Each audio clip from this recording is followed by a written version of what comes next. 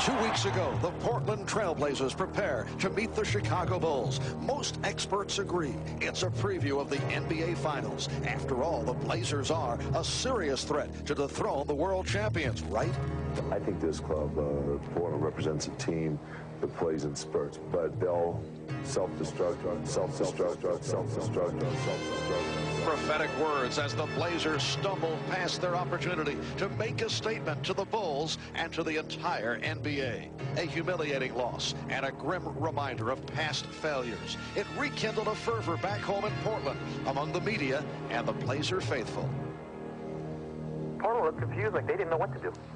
I really don't think it had to be the Bulls that just whipped the Blazers' butts. It could have been just about anybody. The intensity just wasn't there. There was a comment that Phil Jackson made that the Blazers self-destruct, and I thought that was pretty accurate.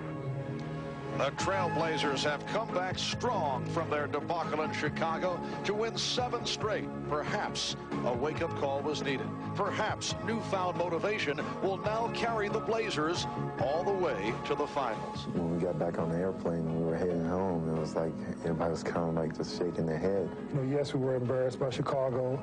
Yes, we would like to play a lot better on national television. In today's game, we got to prove to the national audience that we really are our first-place team, and we can play with any team in the league.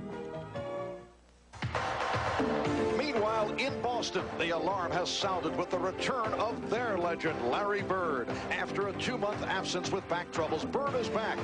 Although recently, Larry and his Celtics are still searching for answers. Boston fans now must wonder, can Bird stay healthy until season's end? Will this be the finale of an all-star career in Celtic green before retirement? Can he somehow find a way to lead his aging squad back to the finals? If he does, perhaps he'll find Clyde and the Trailblazers waiting.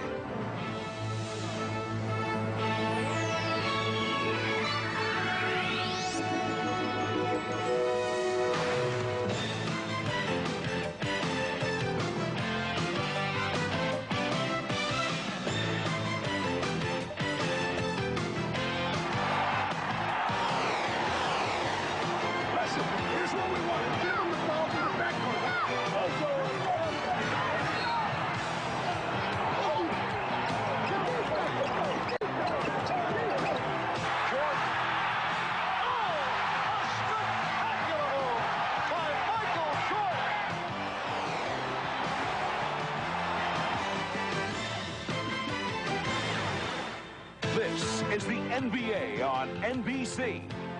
Today, it's the Portland Trailblazers versus the Boston Celtics. This is the 527th consecutive sellout at the Boston Garden. 14,890 turning out for the Celtics and the Blazers. Boston with a record of 35-29. They're second in the Atlantic Division, 4 games behind the New York Knicks. While Portland at 46-18 with the second best record of the NBA behind Chicago, and they lead the Pacific by 3 games. Hi, everybody. I'm Marv Albert, along with the czar of the telestrator, Mike Fratello. First, the report on Larry Bird. Although he is still struggling with an Achilles problem, he will play and will start, but Larry is hurting. And, Mike, with all the injuries suffered by Boston, this is still a Celtic club that is searching for its true identity. Marv, when the season began, this Celtic team appeared to be talented and deep and a definite threat to Chicago in the East. But a series of injuries have kept this team in a constant state of change. The top 6 players have been together for only 5 games. There have been 10 different starting lineups with 12 different players starting. Roles change game by game, and it's made it most difficult for Boston to have any type of continuity. With 3 straight losses, this Celtic team could be self-destructing in the Atlantic Division race.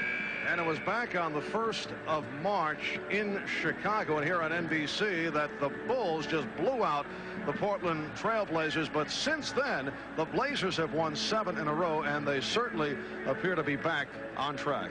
Well, after that Chicago game, there was some soul-searching done by this Trailblazer team. They knew it was not representative of what the team is all about.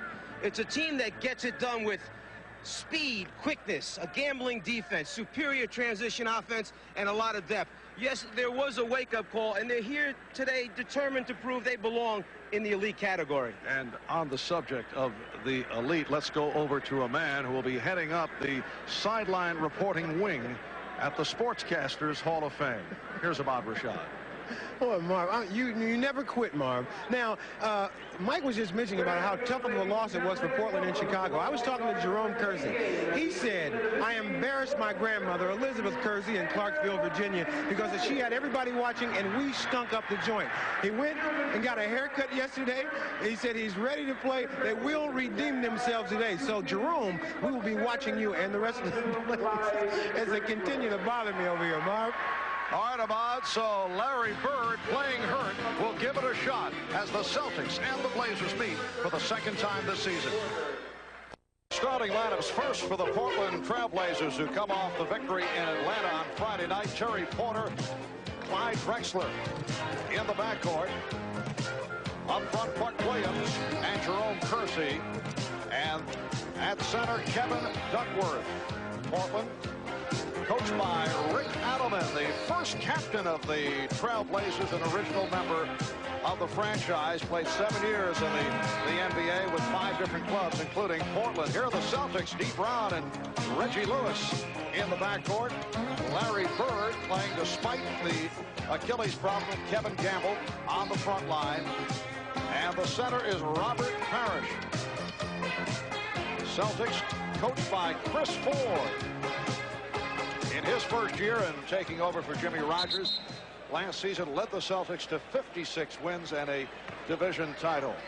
Boston Celtics have lost 3 in a row after winning 4 straight since the return of Larry Bird. And Friday night in Hartford, they were beaten by the New Jersey Nets 110-108 at one point. Boston led by as many as 19 in the third quarter. Tough to be on the road for 3 games and then come back, quote, home and have to play in Hartford for the team. Just could not hang on in that fourth quarter run by New Jersey. Boston had been on a roll after Bird made his return from the back injury, but they have gone to a down period over the last week. The Celtics losing to Miami, blown out in Chicago, and then blew the lead against the Nets. Hugh Evans, Jack Neeson, Bob Delaney are working the game as the Celtics in white and green control the tip. Dee Brown being played by Terry Porter. Jerome Kersey all over Kevin Gamble. Bird guarded by Drexler. Nice pass, and Brown gives Boston a 2-0 lead. Dee Brown coming from the offside, away from the ball, flashing down into the low post. Point of emphasis for the Celtics today, movement without the basketball. And here's Porter off the screen.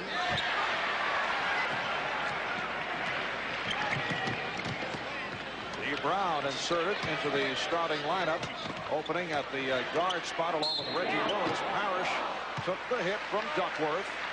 So Parrish will go to the line. So many things come through Larry Bird's hands. That's why he is such an important part of this Celtic offense. Dee Brown finds the opening down low, flashes to it. Chris Ford mentioned yesterday, very, very concerned with the standing around that had been going on with the team in their 3 losses. We've got to get more movement from our guys. And Larry Bird, who was a question mark, in fact, did not work out strenuously at practice yesterday, is bothered by a sore right Achilles tendon. It flared up Thursday night, but he did play against the Nets. And Drexler cuts it to a 4-2 Boston lead. Bird did hit 22 of his 28 in the first half against Boston, but also suffered a deep thigh bruise on Friday night. Reggie Lewis giving the Celtics a 6-2 lead. Bird took a shot from Derek Coleman of the Nets on Friday night. There's Bird again, able to box out. But the pass going astray, and Portland will take possession. Celtics also wondering during this 3-game losing streak, where has the transition game gone? Larry Bird so important to that because he's their best rebounder off the defensive boards. Minute and a half gone by at the Boston Garden. And Kersey's pass could not be handled by Duckworth. Portland Trailblazers opened their season at 1 up and 3 down. In their first 6 weeks, they lost as many games at home as they did all last year, but then they went on to win 10 of 13, and they've been rolling. The recent streak, 7 straight wins. That is their longest win streak of the year. Here's Bird way off.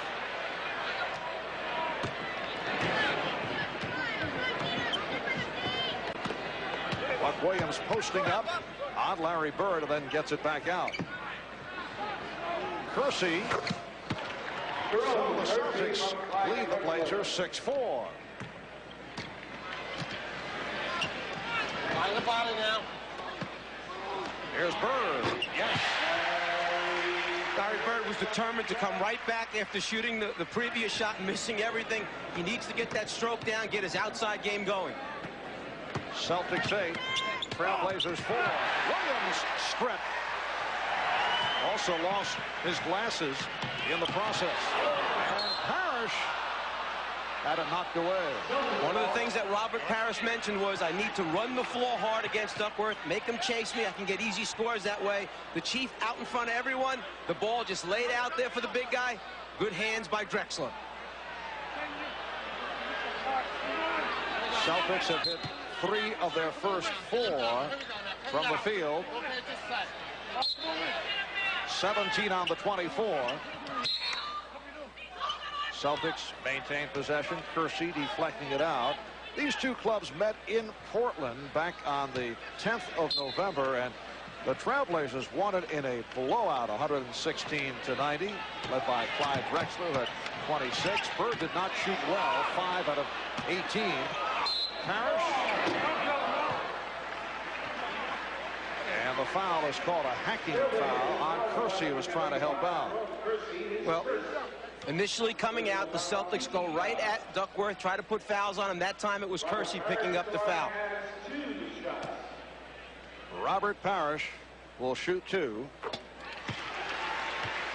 Celtics 9 and the Trailblazers 4. Well, Boston up by the score of 10-4.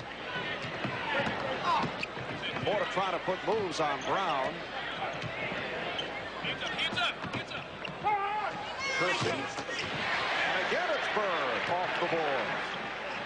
Parrish. Whipping right by Porter. Rick Adelman wants a 20. The Celtics hearing it from the crowd as they get off to the fast start.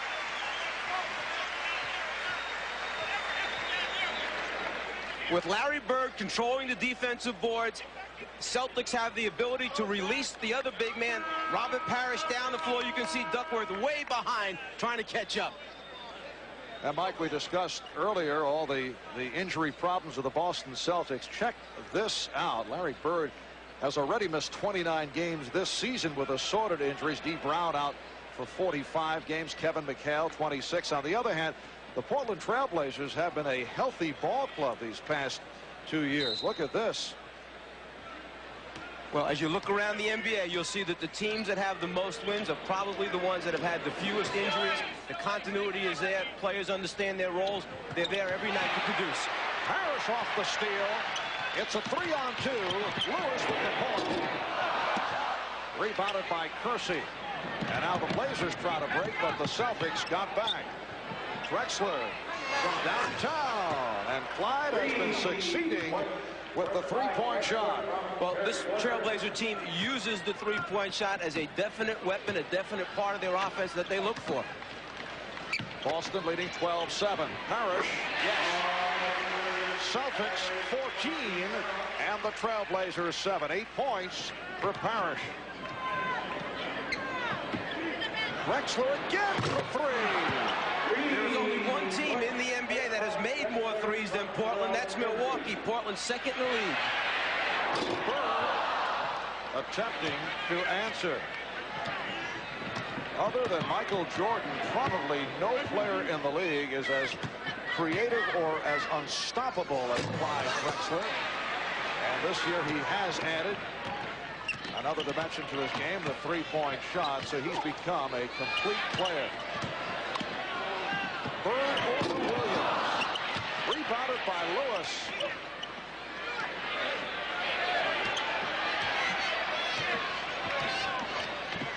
Pick and roll with Parrish.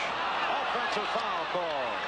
When Robert Parrish plays pick and roll, you need to watch him slip the screen. But a moment ago, that three-point threat, Clyde Drexler behind the line, One thing he's added is range to his shot. It's just helped him become an even more dangerous player on the floor.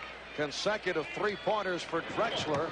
Boston leads by 4, and Drexler was held, so he will go to the foul line. Robert Parrish called for his second foul. There you can see the difference in Clyde's game, looking for the three-pointer. Already this season he has attempted, coming into today, 278. And Rick Adelman just believes in it. He said, I have guys who can make it. I give them a green light. They just have to have a good understanding of when it's the right time and when it's not the appropriate time. So Drexler with a quick 10 points. And he has brought Portland within 2. Just under 7 minutes remaining in the first quarter. Kevin McHale getting set to check in. Lewis getting inside, and he's held. Foul committed by Drexler, and a timeout has been called. We'll be back in Boston in a moment. Back at our Showtime studio in New York. No pregame show today, so quickly, here's a rundown of last night's NBA scores. The red-hot Pistons won their 7th straight. They beat the Kings 89-83. That caps a West Coast road trip that saw the Pistons go 5-0. The Spurs won a showdown with the Jazz, 113-106, and moved to within 2.5 games of the Midwest lead. David Robinson at his 8th career triple-double with 27 points, 12 rebounds, and a career-high 11 assists. The Spurs have won 5 straight, and they snapped the Jazz 5-game winning streak. The Lakers continued their good play of this week on the road with a 92-89 victory at Washington. The Bulls trailed the Magic by 8 at the half, but blew them out in the third quarter and won easily, 112-96. The Nets beat the Knicks in overtime, 96-94, breaking a 13-game losing streak at Madison Square Garden.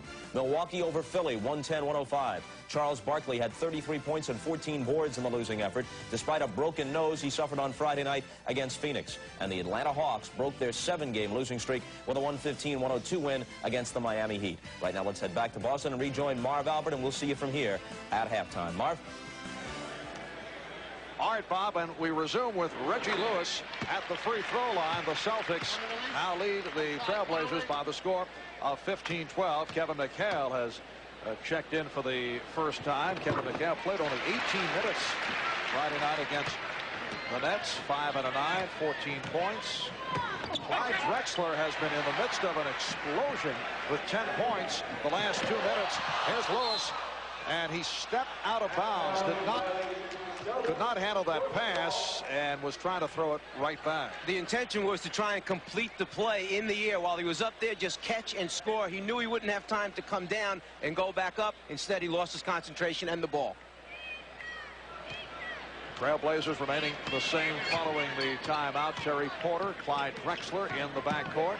Ron Kersey up front with Buck Williams and Kevin Duckworth. And there's Porter hitting the 3. So it has been a 3-point festival for Portland here in the first quarter, and they now trail by only 1. 2 from downtown by Drexler, now 1 by Porter. Well, Porter's the 11th best in the league at shooting the three-pointer, just under 40%. Traveling violation call on McHale. That's going to be a tough call because Kevin McHale, one of the best with low post moves, but it was a good call. He picked up the left foot, the pivot foot. Porter got the step, yes, and it counts. He beat D. Brown off the dribble. And Portland has taken a 1-point lead. Strength. Turning the corner with D. Brown pressuring shows you just how strong Terry Porter is.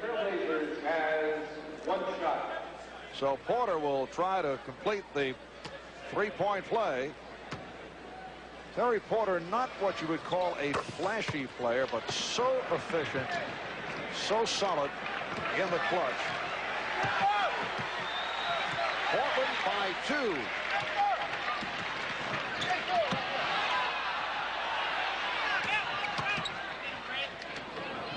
There's Brown.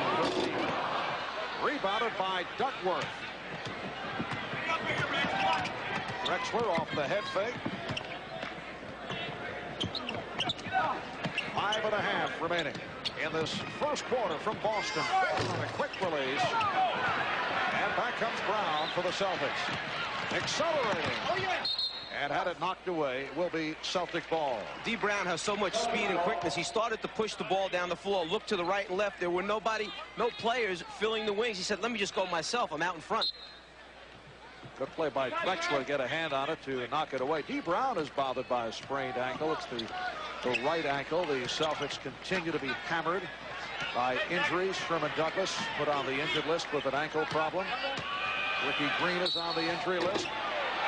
Nice move by McHale. Foul took the shoulder from Buck Williams. And Kevin McHale will go to the line. But what happened that time, because of the switch out, Duckworth wound up on Larry Bird, out away from the basket. Buck was caught behind Kevin McHale. Kevin McHale saying yesterday at practice that his role in Boston has certainly changed. He says basically now I'm a 15 to 20 minute player, and sometimes that can be tough, particularly when you've been an impact player in the past, as you look at his illustrious career. Said he used to use basketball as a barometer, but now it's the trainer's room. He says he uses the Stairmaster and the weights as the barometer as to how his progress is coming along. You used to use games and practices to keep yourself in shape. Now you have to use other ways of getting it done. Drexler off the mark, but kept alive by Kersey. The game is tied at 18. A good run by Portland, a 14-6 spurt.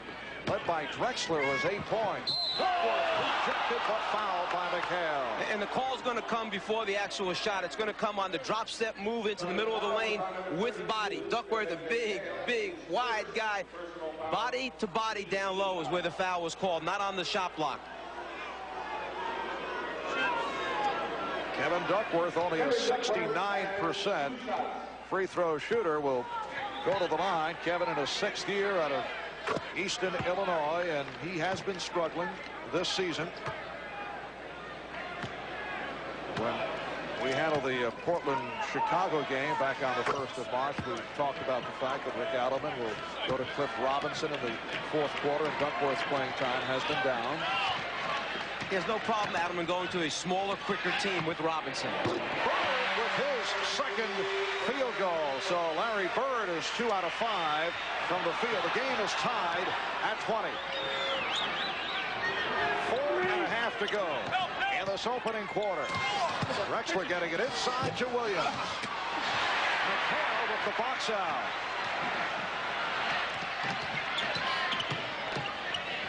Lewis. And Kersey able to get to the loose ball. Now Cliff Robinson getting set to check in. Rick Adelman called that early 22nd timeout. Was very upset about the way the Blazers opened things up, but they have certainly come on. Terry Porter goes glass to give the Blazers a 2-point lead. One of the things the Celtics talked about yesterday was their transition defense, how much they've been getting burned on that. Be interesting if they stay on the offensive glass today or more concerned about getting back. Larry Bird finding the range. He now has 6, and the game is tied at 22. The Trailblazers have been an excellent road team. They are 20-12. That's the 2nd best record of the NBA. Drexler with 12 points, and Portland leads 24-22. Chicago #1 on the road. Portland, though, has won 14 of its last 18 on the road. Brown looking for the shot. 8 on the 24. McHale has tied it at 24. Talking about on the road, how about those Detroit Pistons right now taking care of that West Coast? Well, they are a dangerous team. 7 in a row for Detroit. Here's Buck Williams from outside. I think Chuck Daly would like to say stop the season, start the playoffs. McHale working on Duckworth and draws the foul for Kevin Duckworth, his 2nd. A timeout is taken. 2:35 remaining in this 1st quarter. The Celtics and Blazers are tied at 24. Well, Clyde Drexler with 12 points in this 1st quarter. Portland has won 7 straight games since the blowout loss in Chicago back on the 1st of March. We asked Clyde, what have you learned from that loss to Chicago? You got to keep your cool, maintain your calmness, and just go out and play the game. And our team has a tendency to lose it, has had a tendency to lose it in the past. I think this year has been totally different. We've been under control, we've been poised, and we've played the game. And as a result, we're having a lot of success. There were times in the playoffs over the past 2 seasons that the Trailblazer team became so distracted by their opponents, by officials' call, they lost their concentration on the most important thing, winning the game. And I think that Drexler is now saying they feel that they understand, they have learned by it, they've got themselves under control. But the true test will come playoff time for this ball club. They were very upset about the statements made after the Chicago game concerning their lack of smart play on the court. And certainly that was dealt with in Portland throughout the week after that trouncing at the hands of the Bulls. So what happens many times, one play sticks in the fans' minds. It's a glaring mistake. Perhaps the loss at home against Chicago still lingers. 2 big critical plays down the stretch. They could have pulled the ball back both times. Instead, they tried to attack. There were turnovers. Chicago wound up winning that game in double overtime. People tend to remember those negative things and not the positive things. The fact that this team has averaged over 60 wins for the past 2 seasons. Rick Fox, who just checked in, called for the foul to put Clyde Drexler on the line. Mark Bryant, 4-year man from Seton Hall, has checked in. Resetting these clubs for Boston, it is a front line of McHale with Fox and Gamble. Now here's Gamble. And the Celtics lead 28-26. Kersey, Robinson, and Bryant now up front for Portland. Here's Porter. Just under 2 minutes remaining in the first. Brown being played by Porter. And the call is away from the ball against the Trailblazers. Here's one-time Boston Celtic Danny Ainge checking in, and here's it from the crowd. The foul committed by Mark Bryant. Ainge replacing Porter. So a nice greeting for Danny Ainge, who spent 7 years with the Boston Celtics.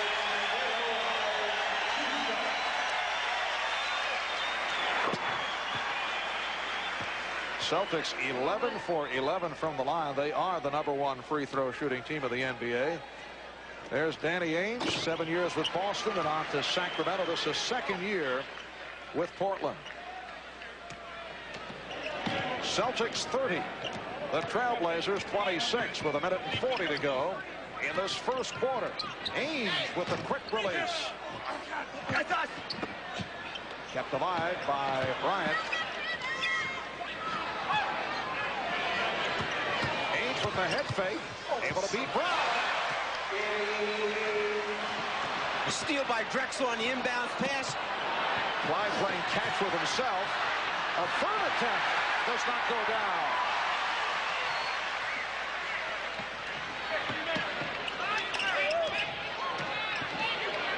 Now Bird being played by Ainge on a switch, and Larry Bird is able to connect with a scoop. And Bird was most concerned with drawing contact, thinking he's going to get to the line for 2, keeps his concentration and converts. Drexler fouled by Fox. That's 2 on the rookie from North Carolina. Well, Bird immediately knew there was a mismatch. Ainge wound up on Bird in transition. Ainge trying to get the offensive call. Bird goes around, sees the defensive man rotating over, thinks Robinson's going to hit him, but instead takes the deuce. Clyde Drexler to the line. He's 4 for 4 from the line. He now has 15 points in this first quarter, and we are watching perfect free throw shooting at both ends. Boston 12 for 12. Now Portland has hit all 8. Well, it was perfect. So much for that. Celtics lead by 3. We're down to 40 seconds remaining in the first quarter. Bird turning on Robinson and hitting. 10 points for Bird. And the Celtics lead 34-29. Bird 9 for 11 in their last game during the first half, then a disastrous second half. Whether or not he can continue it over extended minutes remains to be seen. Kersey with a quick release. 34-31. Celtics lead. It's been a hot shooting first quarter for both clubs. Boston has hit its last 5 from the floor. And D. Brown working it down for a final shot.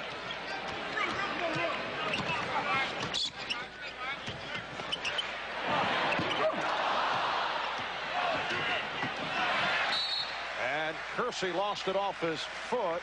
0.5 of a second remaining in the quarter. Jerome Kersey just took his eyes and looked up down the floor to see if he had an open teammate. In that one split second, the ball wound up going off his left foot out of bounds. Bird will throw in. This can be now a catch and shot attempt because it is above 0.3 of a second.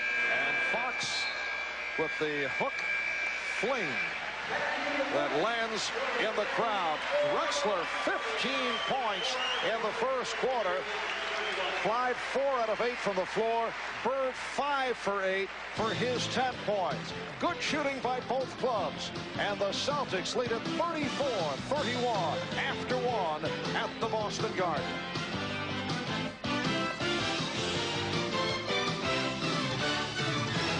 To the Boston Garden for the start of the second quarter. Now, while most assistant coaches and players around the NBA spend their offseason playing golf, Jack Shallow is a rodeo rider. He says that he loves to do this. He rode in 6 rodeos last year, and he likes to equate horses with athletes. He says that a perfect defensive player would be a quarter horse because they really know how to play. Ala Abdelnaby told me that he always tells us during practice to slide into your defense like a horse, and he could never understand what he's talking about. Marv?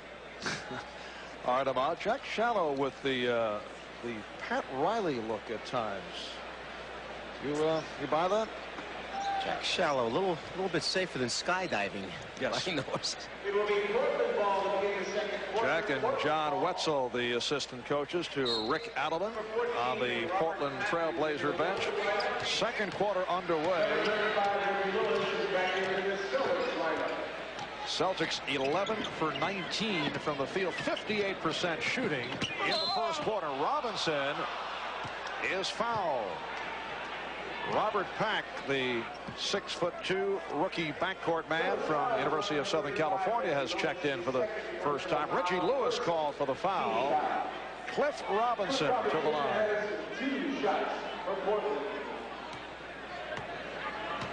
In the first quarter, Larry Bird, who was a question mark for this afternoon's game because of an Achilles tendon problem, 5 for 8 from the field, 10 points, along with 6 rebounds. Clyde Drexler with a sensational first quarter, 15 points, 4 out of 8 from the floor, 5 for 6 from the line. The 3 old-timers for Boston combining for 26 out of the 34 Celtic points. Meaning Bird, D. Brown with his second bucket, and the Celtics lead at 36-32. Bryant with Kersey and Robinson up front. Pack and Ainge at the guards. Fox got a piece of it. Shot clock at 3. Here's Pack. Offensive foul call. When you put the ball into a player's hands like Robert Pack with 3 seconds left on the 24-second clock, you're asking him to do something that's not natural for him. Produce an excellent shot while being pressured by a very good defender in D. Brown. As a result, he pushes off offensive foul. Ed Pinckney has come on for the first time. Robert Pack, a major surprise, signed as a free agent after a good showing at the Southern California Summer League. Ainge off the steal. Fox racing back. Ainge gives it up. Kersey does the rest. Boston 36, Portland 34. Well, outside of the transition game, I'm not sure who's going to get scores for this group of Blazers on the floor right now. Who a guy is that's out there that can break down the defense one-on-one and get them a basket. Lewis. Fox with the rebound, and he is fouled. Hit on the reach-in. Now, maybe this group of Trailblazers will get it done by playing excellent defense. Ainge caught down low against a bigger opponent in Reggie Lewis, changes sides, gambles, comes up with the steal, and then numbers will get you every time. 3-on-1 for the Blazers. Ala Abdelnaby, who recently has been bothered by some injury problems, has checked in for the first time. There is Ala in his second year out of Duke, watching a man that he would face in his days in the ACC, Rick Fox out of North Carolina. And then another problem that's created for Rick Adelman is Abdelnaby was playing well, gets injured. Bryant comes back. He starts playing well. How do you get everybody minutes? Celtics lead at 36-34. Robinson popping one to Ainge. Back with a nice backdoor pass for Robinson. And the game is tied at 36. Marv Albert, Mike Fratello, Ahmad Rashad from the Boston Garden before the usual capacity crowd, just under 15,000 on hand. E. Brown, he thought he was fouled. Ainge, and that is called a two-pointer. His foot was on the line, and Chris Ford is asking for a timeout. The Trailblazers have taken a 2-point lead. We'll be right back. A point of emphasis with the Trailblazers is ball movement and body movement. Start the ball on one side of the floor and try and reverse the ball over to the other side of the floor. If you get that type of movement, you make the defense adjust. As it's starting to swing, Rick Fox wants to jump out here in the passing lane. So what do? Set him up and run a back door. Fake, go. Nice movement without the ball. Produces the score. Yes, he is the czar of the telestrator. 2:15 gone by in the second quarter, and the Trailblazers with a 2-point lead on the Celtics. John Bagley has come on for the first time. He was a question mark because of a sore right foot, and the leg block is called. Well, the combination, as you mentioned earlier, of Parrish, Bird, and McHale have certainly contributed in the first half. The veterans have done the job. Only McHale is on the floor right now. Parrish and Bird getting a rest. Talk about the changing roles. John Bagley, the starting point guard early in the year while D. Brown was out recovering from the knee problem. Then the Sherman Douglas trade is done. He's on the bench getting no minutes as Kevin McHale does a nice little post-up move. Suddenly he's on the bench as the third point guard, but now Douglas becomes injured and Bagley's needed once again. And Sherman Douglas sprained an ankle. Here's Pack from deep. Robert Pack showing the shooting touch. Portland 40 and Boston 38.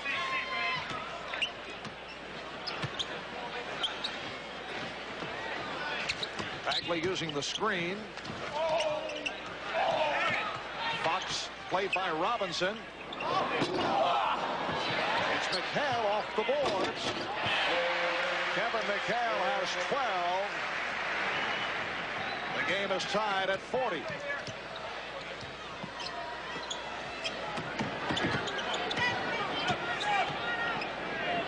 Mack looking for the shot. Changed his mind. Able to find Bryant. Rejected by McHale. 5 on the 24. I don't know if they realize it. Well, Ainge does. And hits a three-pointer in unorthodox fashion. How could you ever question that Danny Ainge would not know how much time was left? He's played here enough time. He just faked us all out. The Portland bench screaming that the shot clock was running down. Ainge and Pack in the backcourt. Abdelnaby up front with Bryant and Robinson. Ainge beating Lewis off the dribble, finding Robinson. Yes. And the Trailblazers are rolling. They now lead it 45-40. The Celtics calling for a 20-second timeout. Danny Ainge just wanted to make this a little bit interesting for everyone here in the building. Kind of holding the ball, making it look like he didn't even have an idea what was going on. Back over his head, and then suddenly launches it with the clock running out. And Portland has hit 6 of 7 from the floor in the second quarter. Looking ahead next Sunday here on NBC, more NBA action. It's the Philadelphia 76ers and the Indiana Pacers, a matchup of two of those quiet guys by way of Auburn, Charles Barkley and Chuck Person. And it is a battle for the last playoff spot. Philadelphia right now the number 7 position. Indiana knocking on the door. Indiana has certainly turned it after the bad start. Indiana seems like it keeps getting right to the point where they're going to put a string together and then they step backwards. And Bryant does it off the steal. Mark Bryant has played well. He's extended the Portland lead to 7.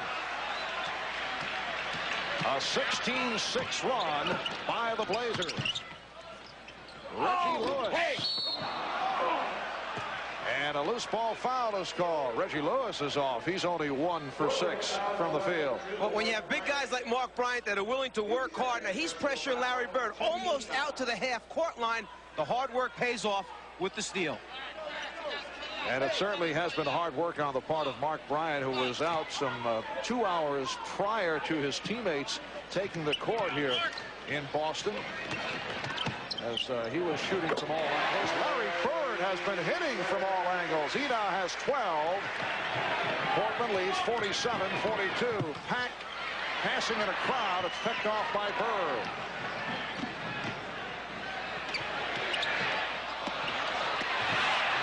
Swinging move by Lewis and Bird as they were able to find McHale, but it was last touched by Portland, and Boston will maintain possession.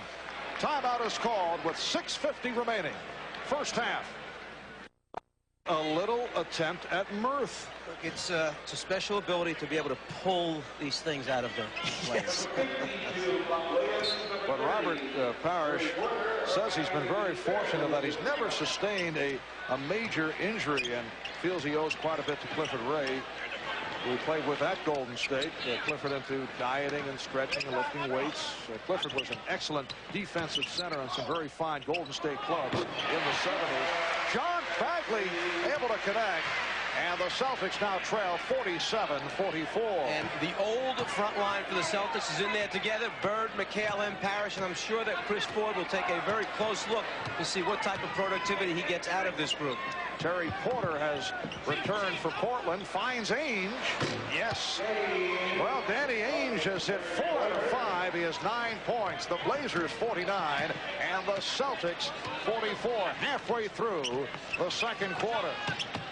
Bird trying to hit Parrish. Knocked out of bounds by Abdelnaby. Talk about defense making a decision. Ainge is going to run off the screen. The defense is going to come over the top, so Ainge stays down in the corner low. That's a fade move by Danny Ainge. Here's Bird from the yes. Larry Bird 7 for 10 for 14 points. And Boston trails by 3.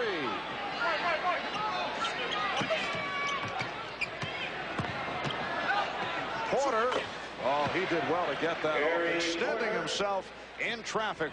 Terry Porter with 10 points. Kept his dribble alive long enough to get to the spot that he wanted on the floor, right in the middle of the lane. He knocked out an easy jumper. Portland 51, Celtics 46. Bird to Lewis. A pick and roll, Lewis Bird into a give and go, Bird to Lewis.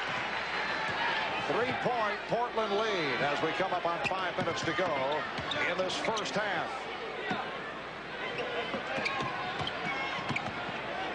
Porter. Bird with the rebound. Bagley returns to Bird. The pass from McHale was rejected. And the crowd reacts. They were looking for a foul call. Cliff Robinson for Ala Abdelnaby. And Ainge able to recover. Larry Bird providing a spark for the Celtics. He's hit 7 of 10 from the field. He's hit his last 6. And he was a question mark for today because of the Achilles problem. Porter and McHale with the rebound.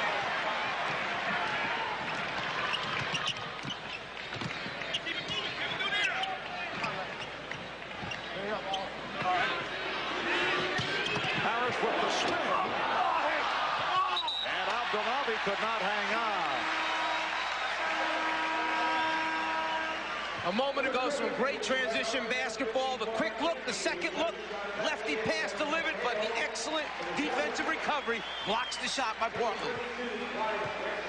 E. Brown is back, replacing John Bagley. Kevin Duckworth, Clyde Drexler have checked back in.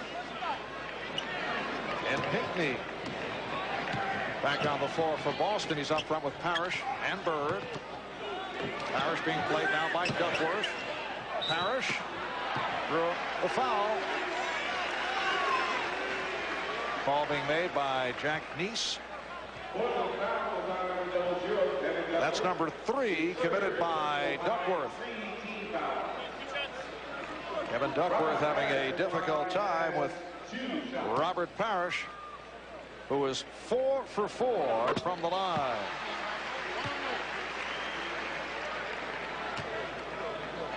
Basketball Hall of Fame in Springfield will soon honor Robert Parrish with a display case that will salute his various milestone achievements, such as 20,000 points, 12,000 rebounds, and eventually you can look for Robert's uniform to find its way to the hall. Rebound number 8 for Bird. Lewis with the fadeaway. And Boston has come back to take a 52-51 lead. Here is Porter, and that's from downtown. Terry Porter hits his second 3, so the Blazers have hit 4 in all, make it 5 in all from three-point range. That's one of the problems with sliding underneath the screen. Pick and roll set up that time for Portland. You know that Porter's got the range. He steps behind it, shoots the 3 without hesitation. Bird feeling for Robinson, and then fires. Yes! He has hit his last 7, and the game is tied at 54. Put an extra 4 or 5 feet on that one just to get it up over the top of Robinson's hand. Bird is 8 for 11, 16 points. Drexler for 3, and then some. Clyde Drexler is at 3 from three-point land, and Portland is now 6 for 7 from downtown. The Blazers lead it by 3.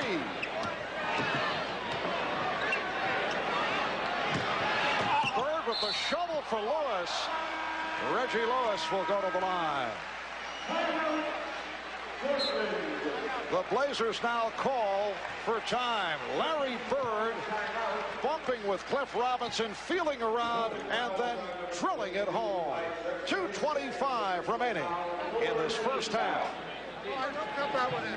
Almost put up, because with those two, shut up is out of the question. Bob Costas in New York. Coming up on the Prudential Halftime Report, we'll get Quinn Buckner's take on the first half of this one, and we'll be joined by the insiders, Peter Bessie and Bob Ferry. We'll talk about a potential licensing flap between Michael Jordan, Nike, and USA Basketball, and also about the resurgence of the Detroit Pistons. Right now, let's head back to Boston Garden and rejoin Marv Albert and Mike Fratello. Marv, how much sleep did you get last night?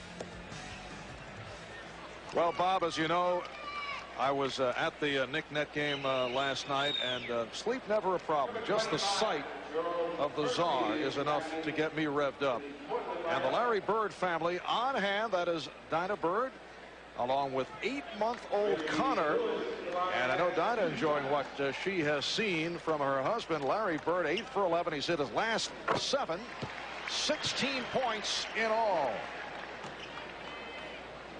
Portland leads 57-55 with 2:25 remaining in the first half. Now Porter being played by Brown.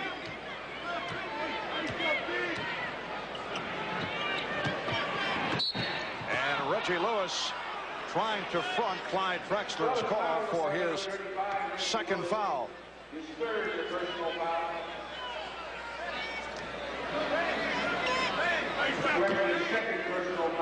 Drexler and Porter now in the backcourt. Robinson is up front with Kersey and Williams. We're coming up to 2 minutes remaining in the first half.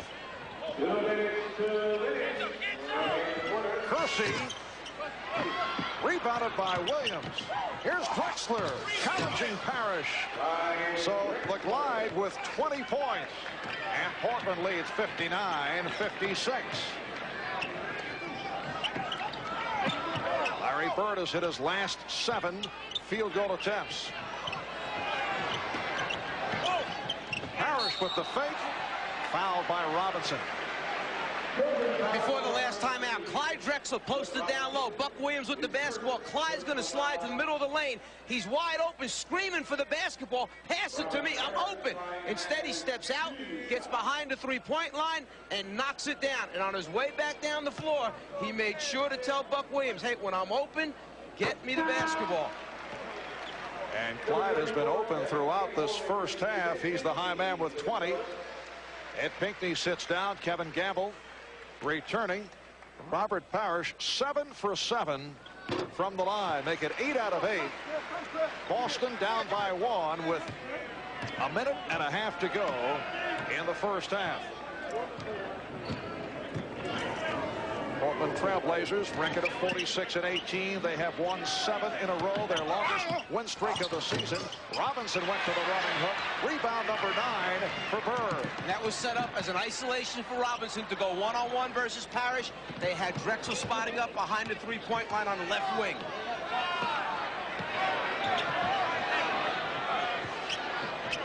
Shot clock at 7. Here's Bird.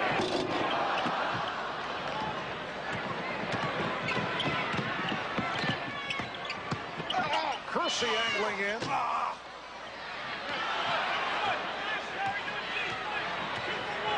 Time running down in this first half. 40 seconds remaining. Brown bottled up, tied up. Buck Williams and D. Brown will jump it up. The Boston Celtics at 35-29.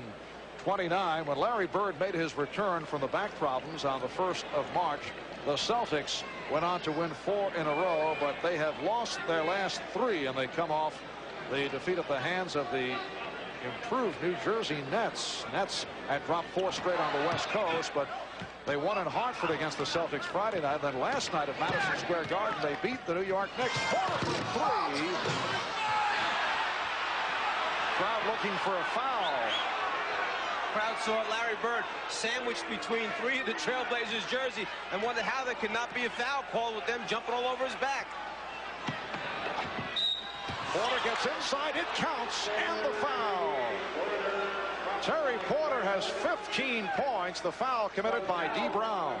Well, one thing the Trailblazers do is gang rebound and get on the glass on the offensive boards, in particular. Bird by himself. A little give and go inside cut that time by Terry Porter, and looked for the late return pass. The pass delivered by Clyde Drexler, who leads all scoring guards in assists in the NBA, almost 7 a game. So he's playing unselfishly while scoring his points. Portland with a 4-point lead. Time running out in the first half. Brown lost it. It's a 3-on-2. Robinson rejected by Parrish with 5/10 of a second remaining. That's the second time in this first half that the Trailblazers would appear to have an easy score and wind up getting nothing out of it. Jerome Kersey will throw in 5/10 of a second left. And it's broken up. So that is the end of the first half. A good one here in Boston. Clyde Drexler, 6 out of 10 from the field, 20 points in all. Larry Bird at one stretch hit 7 in a row. He is 8 for 12 for his 16 points. At the half, it's the Portland Trailblazers 62 and the Boston Celtics 58. Bob and Quinn coming up in just a moment.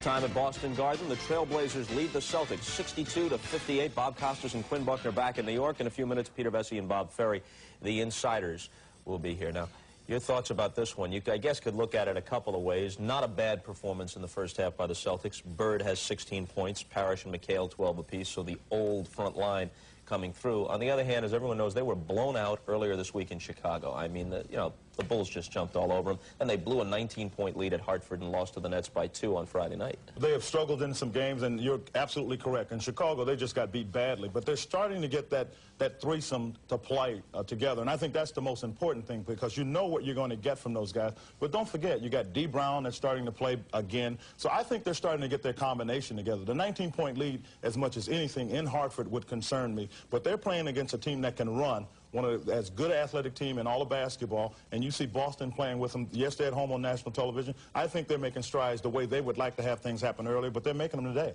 Bird's teasing Celtic fans a little bit, not intentionally, but at this stage of his career, you know, he comes back, has 3 or 4 very strong games, then goes into a slump. He'd missed 26 of 40 shots, had a stretch late in the loss, close loss to the Nets where he missed 7 in a row, comes out today on national TV, drills 7 in a row in one stretch. And I think a little that has to do with he's been out, and when you're out, there's a lot of pin-up basketball that was there, and he came out and he gave it a good shot, and then I think his body kind of caught up with him in terms of not being able to get the rest. National television pumps everybody up, including Larry Bird. And he's always done well against the Trailblazers. Last 15 games or so against Portland, he's averaged better than 30 points a game, and he's had several over 40 against Portland. Well, we wanted to tell you about our game next Sunday between Philadelphia and Indiana. The focal point will be the 2 former Auburn players, Charles Barkley and Chuck Person. Here's a look at what you might see and hear when these 2 personalities take the court together. Barkley and Person. It's like 2 rams butting head to head, and whoever can withstand the most pain, the most pressure, got to come out the winner. He and Barkley really get it on. I don't think we're different. I think that, you know, just want to win real bad, get frustrated when you're not winning. Person kicked the ball into the stands. People say we're cocky, egotistical maniacs, to say the least, because it doesn't look like the norm. People say we are crazy. Show it to me.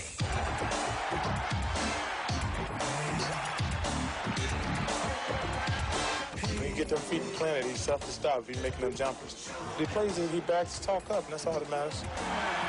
Chuck Person can talk some trash to Larry Bird now. Nobody talks more than Chuck, but hey, it's just all in good fun. Until people can shut us up on a consistent basis, we're going to keep yapping away. That's a real good call. Charles, he's different, and so am I, and you definitely will see a great show Sunday. All right, this is the way the playoff picture shapes up in the East right now. Indiana is beneath the line, but obviously still very much in it. Philadelphia would make the playoffs as the 7th seed in the East, but they're not playing good ball right now. Well, I tell you what, I watch New Jersey, and they're a team that can be somewhat scary, to tell you the truth. But the Indiana Pacers are gotten by the All-Star game, and it's important for those guys to do that, so nobody's worried about making that team. And they have played better. And Philadelphia, I really think, is starting to backslide a little bit. They've had some controversy going on. I look for the Pacers to sneak in there. There is the understatement category of the day. Some controversy on a team that has Charles Barkley. That just a tad bit of controversy this week and all season long. Coming up next, we're joined by the insiders, Peter Vesey and Bob Ferry, after this message from Prudential and a word from the NBA.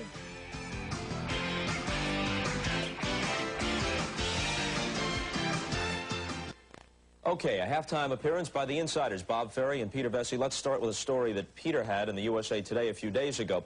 You remember this controversy of some weeks back between Michael Jordan, Nike, and NBA properties over the rights to his likeness. Michael and Nike contended they own it. NBA couldn't use it on their merchandise without his permission. And now it spills over into the relationship with USA Basketball with the Olympics coming up. And how serious could it be? Could it keep Michael Jordan out of the Olympics, or is that far-fetched? Well, it might be far-fetched, but I do think it's going to get uglier before it gets better.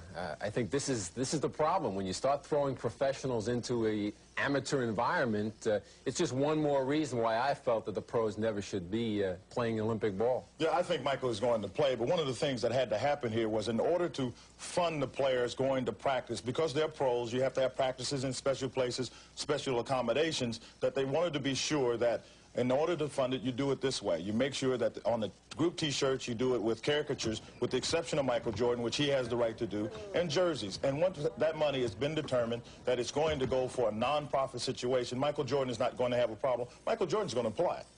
That's right, Quinn. He's going to play, and it's too important for Nike not to have him play. Do you imagine the devastating negative effect it would have on Nike and Michael Jordan if they pull out over a perceived money issue? So Michael's going to play. It's all going to be worked out. Like Peter said, this is the first time pros have ever been in an Olympic, and all these things have to be worked out. There are other players besides Jordan. It's just that he's the most prominent one who have individual deals with Nike or whomever. Are any of them balking? I think they're going to do what Jordan wants. He's the one. He's the money maker. So what happens to him? That's all that matters here. I'll tell you. I told you it was going to get ugly. It already has. Jordan called and asked to have his likeness removed from my tie. So. But don't you actually get off the hook on this on a grandfather clause? Because like most of your clothes, the tie is 10, 12 years old. So really it predates any arrangement Michael had with Nike. I was supposed to be the only one that had a joke on this. Another concern, maybe more immediate for Michael Jordan and the Bulls, the improved play of the Pistons. They've now won 7 in a row, and it appears that if anybody has a chance to make it interesting in the East, it would be Detroit. Yeah, well, Detroit found themselves, especially on this road trip. They won 5 in a row. Now it's up to 7 in a row overall. So they struggled early in the year when they made the move with Orlando Woolridge. Orlando took time to fit in. Then Darrell Walker. Darrell Walker was hurt part of the year. Now they got all the pieces together. They got a good 8-man rotation. And I see them, they won 7 in a row already. I look for them to win to 10 or 12 in a row. And I think by the end of the year, you're going to see them win 51, 52, 53 games. Well, they're objective, and it may be a little bit out of their reach, but they'd love to catch Cleveland in the standings and therefore move out of the Bulls bracket and have an easier run through the playoffs. They're 3 back overall and 5 back in the loss column against Cleveland. Well, I said all along that they were the most dangerous team in basketball, and because they have experience. They've been there before. They know what it's like. Yes, they did take a while to come into their own, but they've been able to do that, and what they've really started to do is they have team confidence. You know, the individuals know they can play, but now that Woolridge has fit in, and Mark Aguirre's got to play down the stretch because they've got to get some points from inside, but they do have team confidence, and you've got to believe you can win in this league in order to be successful. Lastly, is Daly maybe courting trouble? 8-man rotation. You understand why he has to do it, but he's playing Rodman, Dumars, and Isaiah killer minutes. Right, so he's made the adjustment.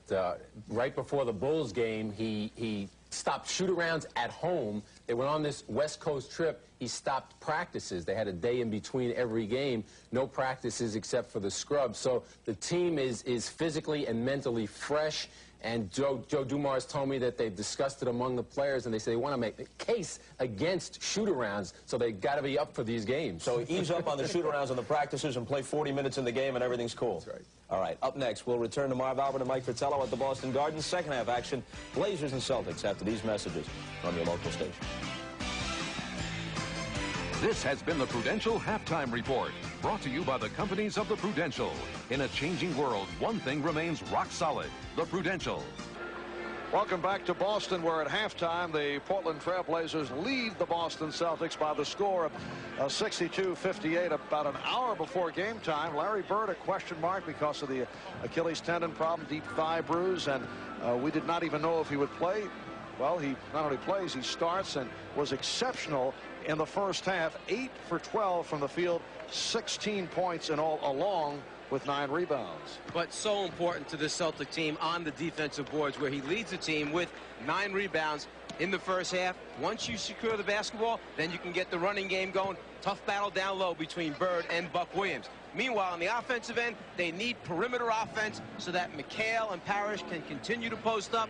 Bird supplies him with that as well. And at one stretch, he hit 7 straight from the field. Let's go over to Ahmad, who has Boston coach Chris Ford alongside him. All right, thanks, Marv. Chris, in the first half, you got an excellent production from your older guys, Larry Bird in particular. And a big 3 came out and played a great first half. You know, we did a good job of denying their inside game at the defensive end.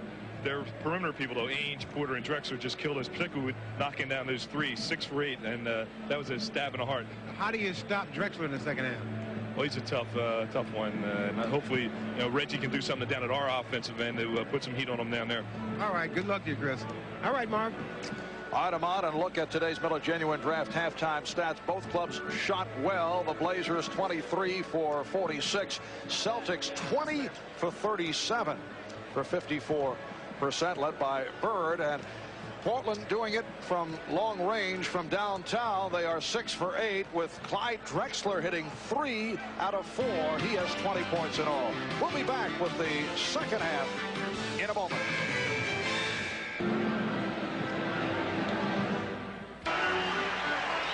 Welcome back to Boston, where the Portland Trailblazers are trying to make it 8 straight wins.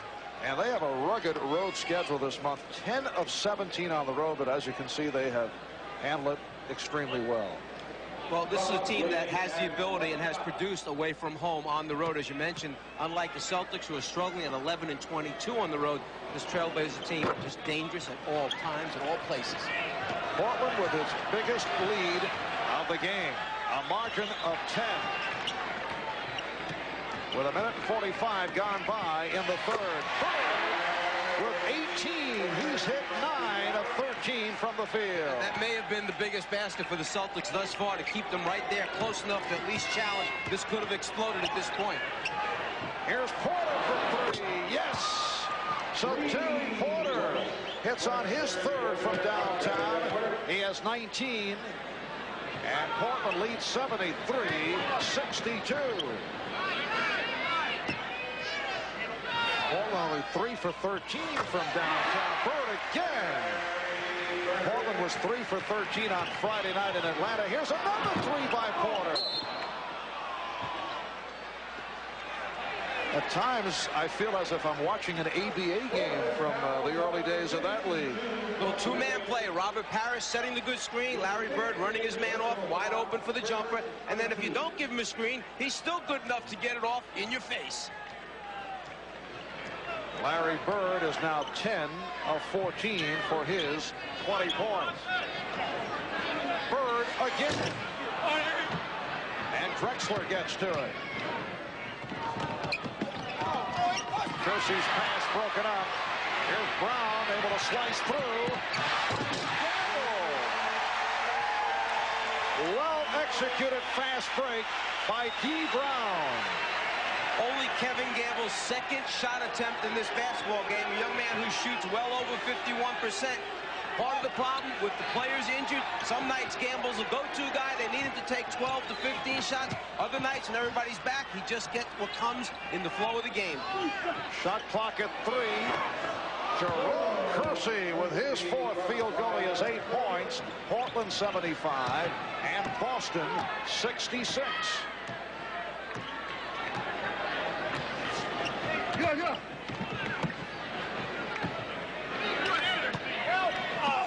Lewis, he thought he was held, looking for the foul call.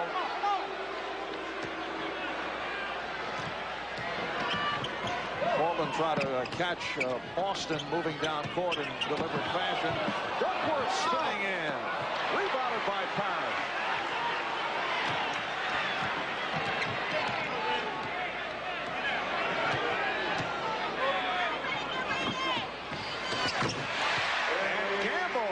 To heat it up.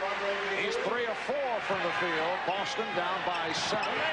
Again, a bad pass. Portland getting a bit sloppy here. Last game for Boston, Gamble, 8 shot opportunities, 7 of them good. 7 out of 8 from the floor. He produces when you give him his shots. And certainly with Larry Bird sidelined by injury along with Kevin McHale, he was getting his shot opportunities earlier in the season. Kersey had it knocked away by Gamble. Kevin Gamble, originally a draft pick of the Portland Trailblazers, kicked around a bit before settling with the Celtics. Bird can't find the shot. Lewis does. So the Celtics come roaring back, and they are within 5 after trailing by 11.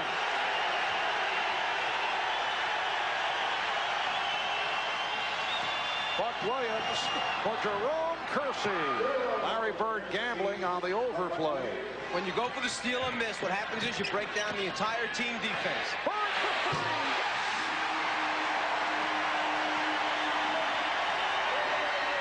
Chris Ford had a little smirk on his face because he knows Bird is such a competitor. He knew he had broken down the team defense at one end, so he got back an extra point that time. Drexler could not hit the 3, and a loose ball foul is called on Buck Williams. give up 2 at one end, then it's real nice if you get an extra one back and knock out a 3 at the other end. That's what Larry Bird does for the Celtics. Up one. Adelman saying, don't let him get started with 3s. We've seen enough of that. Bird. 11-4 run by the Celtics to move within 4. Kersey with a hard driving move. Rebound snatched by Bird. Boston on the run, led by Brown. Portland able to get back.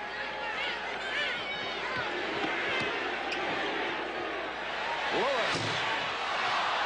And Drexler off the board. Drexler penetrating, a gorgeous move by Clyde Drexler. He has 25. No excuse for that. Transition defense, the players must get back, locate the basketball, and then stop dribble penetration. Celtics down by 6. Larry Bird is now 11 for 18 from the field. Porter had it knocked away by Brown. Lewis from Portland 79, Boston 75, and Rick Adelman wants to talk it over.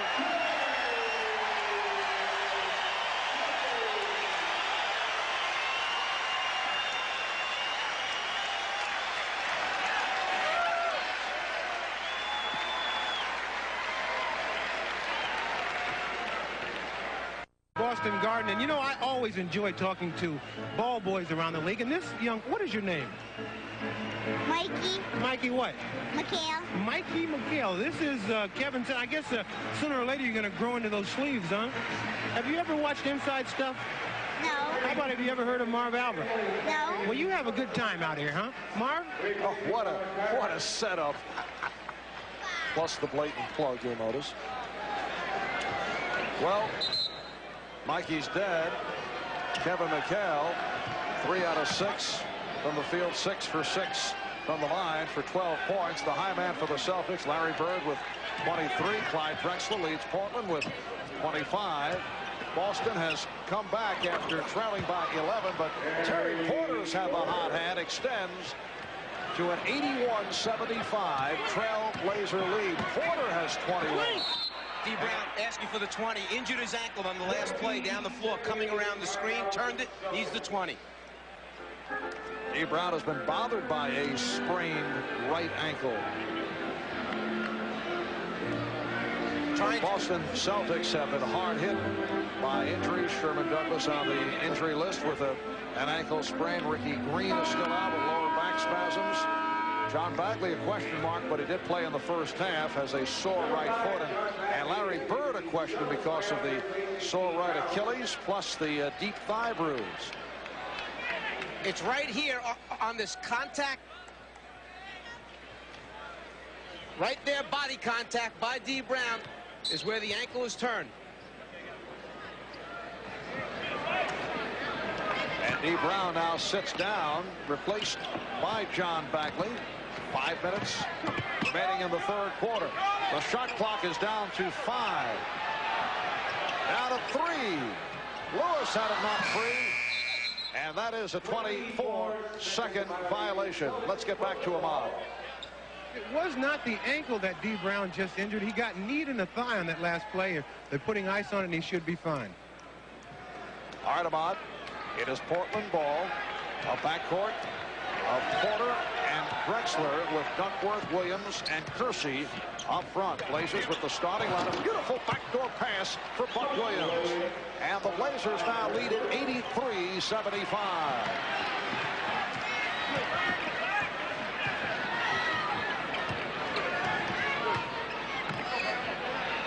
McHale backing Duckworth. Yes.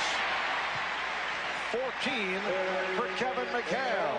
Portland leads 83-77. If you're going to double team McHale, then the defensive player that's matched up against him, Duckworth, has to bring him towards the double team. Don't let him turn away from it and get the jump hook off. Kersey. Drexler on the recovery, and he's fouled from behind by Lewis. A moment ago, D. Brown's injury took place on the right side of the screen. It was a knee by McHale right there into the thigh that caused the damage.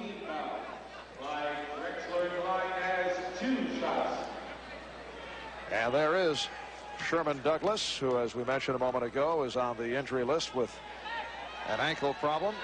Sherman acquired from Miami on the deal for Brian Shaw. Cliff Robinson returns. Buck Williams will sit down. Leads with 5 points, 3 fouls. And Clyde Drexler, 6 for 7 from the free throw line.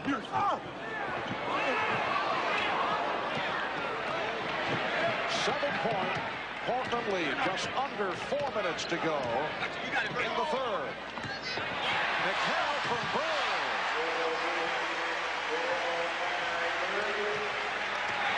Boston down by 5. Clyde was looking for the 3-point possibility. Duckworth swinging inside. What Kevin Duckworth does is he uses that big body to protect the basketball. Kevin McHale with the extra long arms, great shot blocking ability, but it's nullified by the width of Duckworth. Robinson able to get to it. McHale cutting it off. Take a choice here. Finding Lewis. Portland 86. Boston 81.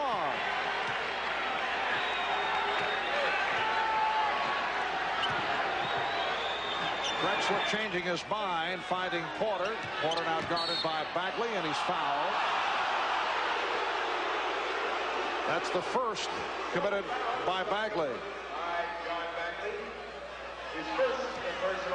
The good defense will produce a lot of easy scores for the Celtics. One of the things that Chris Ford said we haven't been getting enough of, fast break layups. Drexler coming off the pick. Drexler with the spin. Clyde Drexler with 28 points.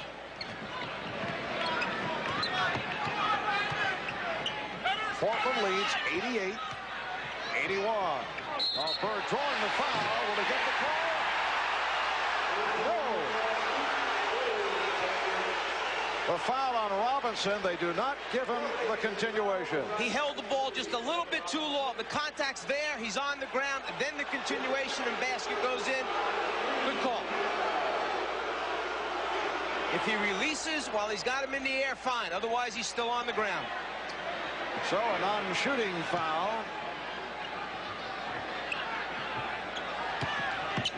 Lewis to the jump hook. Yes, and it counts. That's what Chris Ford was mentioning at halftime, that we want to try and put some pressure on Drexler at the defensive end. Hopefully that'll affect him down at the offensive end. Remember, Lewis is 6'7", going against Drexler 6'7", so matched up pretty well. Perhaps Drexler the advantage with a little more strength. Boston now 19 for 21 from the foul line by virtue of that 3-point play by Lewis. Portland has a 4-point lead. Robinson got picked off by Bagley. Robinson looking for a call. All he did is run into the wrong team. That's all. Fell over. Danny Ainge is back. Robinson looking to put the move on Bird. Shot clock at 5. Down to 3. Drexler will trip it. And it's a 24-second violation. And the crowd loves the fact that they knew the team was digging in defensively. They came up with the big defensive play. Reggie Lewis with the block. A moment ago, Robinson, after he passes it, just runs over the top of Bagley. A little duck under by John. Takes him down. And then with the shot clock running down, Lewis knew he had to try to get it off. The long extension, good timing. Just under 2 minutes remaining in the third, and away from the ball, contact is made. Pushing foul called on Duckworth. That's his 4th. Larry Bird was on the way to set a screen for McHale. Both players wind up colliding. See Reggie Lewis, #1 among guards in terms of block shots. D. Brown is headed off. As Ahmad mentioned a moment ago, took a shot in the thigh. Larry Bird on the line for the first time. 24 points for Bird. Substitution for the Trailblazers. Mark Bryant comes on for Kevin Duckworth. Duckworth with 4 fouls, 6 points.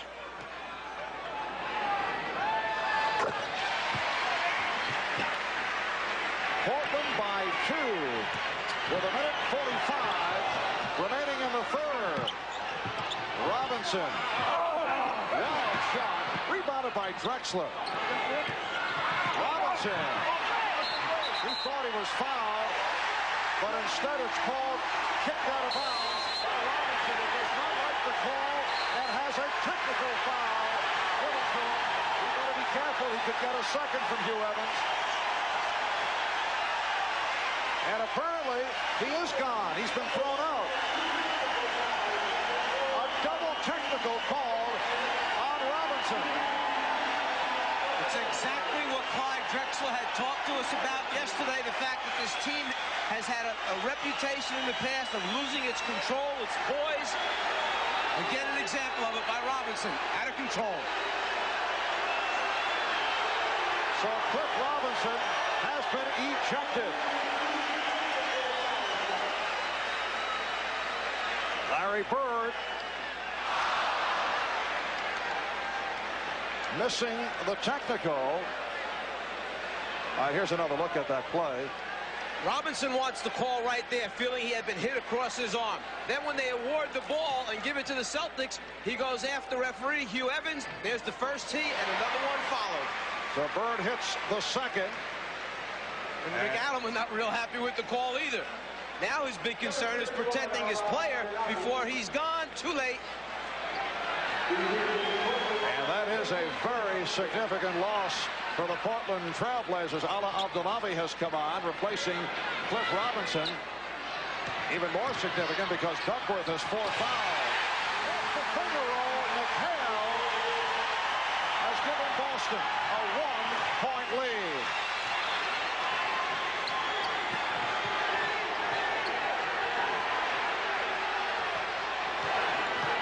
Drexler lost it. Bagley had it knocked away by Kersey, and a foul is called. A very good foul by Reggie Lewis that time, because Clyde Drexler, who is just now hit with a technical foul as well, still arguing the call on his last drive to the basket. And Drexler hit with the tee to put Bird on the line once again. And this is a very good 20-second timeout by Rick Allen. He sees that the team is losing control. They're totally out of sync right now. They've got to play the game and stop complaining.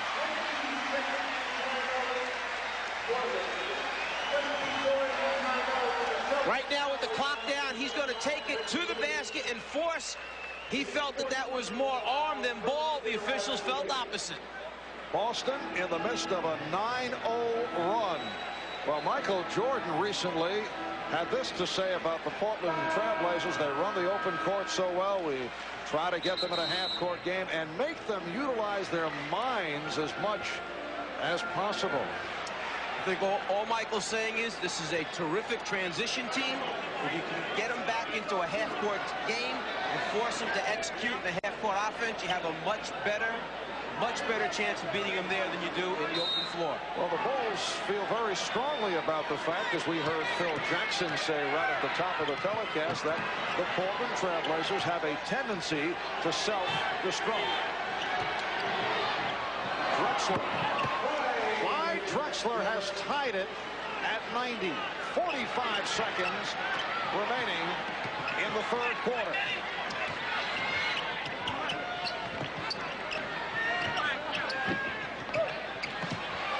Reggie Lewis. That play right there will be on the Celtics highlight tape. Ball movement, distribution, and spacing, perfect. Boston with a 2-point lead. Shot clock at 10. Drexler trying to shake Lewis off. Draws the double team. Oh, look out, and it's a 24-second violation. Well, that's got to make Chris Ford happy. 2 24-second violations caused by his team defense. Final seconds, third quarter. Bird was looking for the three. Bird off the fake, pumps it. So that is the end of the third quarter. Boston concluding with an 11-2 run. Drexler has 30. Bird has 27. The Celtics by 2 as we head to the fourth here at the Boston Garden. We'll be back after these messages and a word from your local station.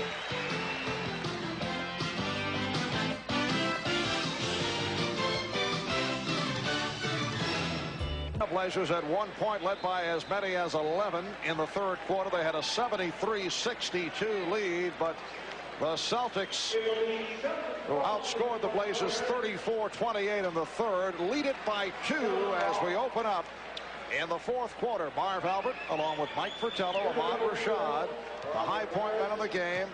Larry Bird with 27. Clyde Drexler sitting it out right now. He has 30.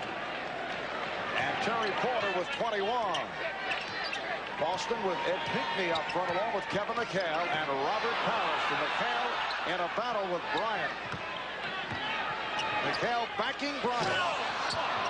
And Bryant with the rebound. And with Bird out of the game right now, it will make it that much more difficult for the Celtic inside game to be effective because the spacing's not there. Portland's not as concerned with the perimeter game with these guys on the floor. Abdelnaby stopped by Parrish, and a foul is called. And Robert Parrish has enough sense right there not to complain, not to say anything. He understands that the momentum will swing back and forth during the game, that the Celtics just got their fair share of calls to end that third quarter. That's 3 on Parrish. Ala Abdelnaby played only 43 games as a rookie last season, but had an expanded role after Mark Bryant's foot injury. Man who played in 3 Final Fours at Duke University.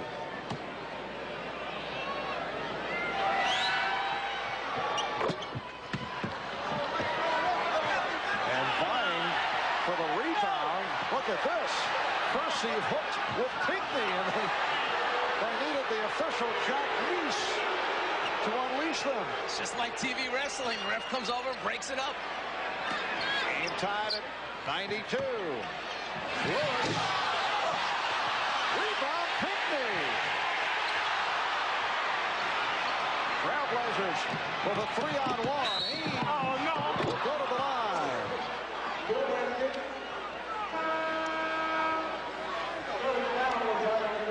This is the hookup right here. Pinckney's not going to let go. Kersey's trying to get away. Pinckney asking for a little help. Jackie Neese, break it up, bring it up. Reggie Lewis picked up the foul. That's 5 on Lewis. At this moment, the game is very, very physical. Both these teams are very intense. I would think you will see the referees called a little bit tighter right now so it does not get out of control. Danny Ainge, one-time Boston Celtic, to the free throw line. Ainge making his first appearance at the line. Larry Bird and Kevin Gamble getting set to return. And Pinckney will sit down along with Reggie Lewis. Ed Pinckney not getting the kind of playing time that he did at the start of the year with Bird and McHale injured. Ed Pinckney is actually having a career season. He's played outstanding basketball. Chris Ford knows exactly what he gets out of him. Good defense, interior defense, and rebounding. That's his specialty. Boston down by 2. Bird rebounded by Bryant.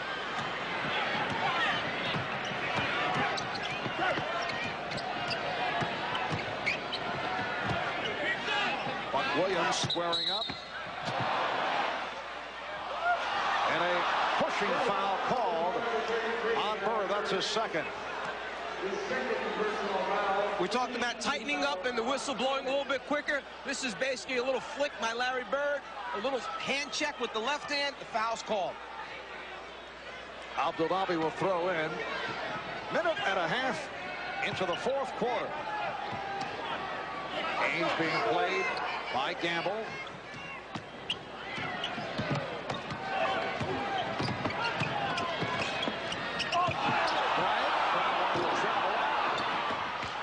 Rebounded by Bryant. Here's Porter from downtown. So Portland is now 8 for 13 from three-point range. And Porter is 3 for 6. Portland with a 2-point lead. Bagley setting it up. Now Bryant guarding Bird. McHale. Abdullahi on the rebound. Both clubs have cooled off here in the fourth. And Parrish gets to it. Bird for Gamble. The game is tied at 94. Even while Bird is starting to raise the ball up to attempt the shot, he sees the entire floor. Terrific late passer. You must keep your eye on the basketball if you're the defensive players for those late drop-down passes. Porter backing Bagley. Ainge to the left hand. And he drew the foul. Timeout has been called with 9:13 remaining in the fourth. The Sixers, the Pacers, next Sunday on NBC. Well, for a good portion of today's game, Buck Williams has been matched with Larry Bird. We asked Buck, what does he try to do defensively against Bird? I think today the most important thing that I have to do is go out and make sure I don't allow Larry to get me off my feet. I think he has a point now in his career where he gets very distracted when he has a hand in his face. Well, the hand in the face does not seem to be working that well. I think Larry Bird has seen a few hands in his face over his career and has that stroke down pretty well. 11 for 20 from the floor. Danny Ainge to the line. The game is tied at 94. 9:13 remaining in this fourth quarter. Ainge 3 for 3 from the line. He has 12 points. For those who may have just joined us, we had some explosive moments in the third quarter. Cliff Robinson upset about several calls, was hit with consecutive technical fouls by Hugh Evans. He was ejected. Clyde Drexler hit with a tee. Both clubs shot very well in the first half. Here's Parrish. Rebounded by Buck Williams. And Portland has been doing it from long range. They've hit 8 of 13 from downtown. Abdullahi. Bryant able to get the new 24. High-point men in the game. Drexler with 30. Porter with 21. Bird has 27.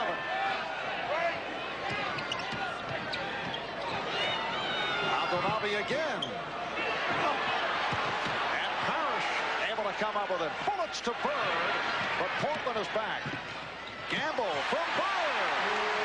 McHale took the first defensive player with him to the low left block. Bird ball faked and waited for Gamble to cut to the open spot. Found him. Bird approaching a triple-double. That his 7th assist. He has 27 points, 10 rebounds. His range. So Portland, after going 0 for 5 from the field in the fourth, able to hit. And they lead it 98-96.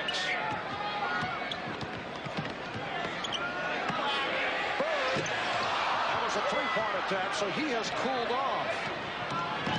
Ainge for Williams. Yes, and it counts. A gorgeous pass from Danny Ainge to set up Buck Williams. Part of the problem with Larry Bird in the deep corner taking the three, it causes an imbalance in the defense, getting back in transition. The Blazers with numbers. Foul committed by Kevin Gamble, and now the Celtics take a timeout with 7:38 remaining in the fourth quarter. NBC, a meeting of two of the league's fastest talkers. Philadelphia's Charles Barkley matching words with Indiana's Chuck Person. This is vintage footage. Back to their days at Auburn. Charles Barkley Chuck Person able to do it, wearing number 45 at Auburn. They did play together for 2 seasons at Auburn. Phil Jackson quoted as saying, I don't know if it's the water they drink at Auburn or what. Person and Barkley are of the same ilk. The elevator doesn't always go to the top floor with them. Both certainly like to talk it up. Maybe we should blame Sonny Smith, their coach, for that back at Auburn. And then another early game next week. It's tough getting up this early. I know you can handle it. That'll be next Sunday, special time of 12 noon Eastern time. It'll be Philadelphia and Indiana. The air ball handled by Parrish. Portland leading 100-96 with 7:25 remaining in the fourth quarter. Now Bird and Drexler matched. And Larry Bird has 29 points. The Portland lead is 2. Drexler. And a loose ball foul. It's on Bird, his third. Well, down at the other end of the floor when the Celtics were on offense, Bird running the cut is body checked by his former teammate, Danny Ainge. Posts up Drexler and then protects with the right arm. Turns in for the score. At the other end, it's over the top, the loose ball foul taking place. Celtics now over the foul limit. Portland spending much time at the line here in the fourth quarter. They are 6 for 7 from the line. The Celtics have not gone to the free throw line in the fourth. Well, then can we call Cliff Robinson the sacrificial lamb? He's gone, but they're getting the whistles now. Hugh Evans with the double technical on Robinson, who was ejected in the third quarter. Portland 102 and Boston 98. The Trailblazers seeking their 8th consecutive win. They've won 21 of their last 26. Second best record in the NBA behind Chicago. Bird, yes, and it counts. Now, most players on that same play would have picked the dribble up way before Larry Bird even attempted that shot. He had one guy guarding him, 2 more coming at him. Flashes down in the low post. As soon as he puts it down, watch 2 more Blazers come at him. There they are, but he keeps it alive, winds up splitting them, score, and the opportunity at the free throw line coming up. The foul on that man, Clyde Drexler. He now has 4. Jerome Kersey checking back in, replacing Danny Ainge, who's played well. 15 for Ainge. Larry Bird 4 for 5 from the line. 32 for Bird, and the Celtics are within 1 point. Drexler with the step, and he's hammered. Foul committed by Gamble. Well, Chris Ford back shaking his head. There's no way that a pass should be allowed to go the length of the floor after a free throw opportunity and score that quickly. Just a breakdown in communication by the defense. So Clyde Drexler will shoot a pair. And if there's one guy that says, when he's yelling, I know it's probably me, it's Ed Pinckney. That's a change on that foul call. It was Pinckney, not Gamble. 31 points for Drexler. Portland 103, Boston 101. Here's Gamble. Kevin Gamble was held. Kevin Gamble, originally a third-round draft pick of Portland. He played only 9 games for the Trailblazers. Kersey called for the foul. Celtics feel that Gamble should go to the line, but they say a non-shooting foul. Kevin Gamble went the CBA route, then he signed as a free agent with Boston. This is his 4th year with the Celtics, and he emerged as a force last season.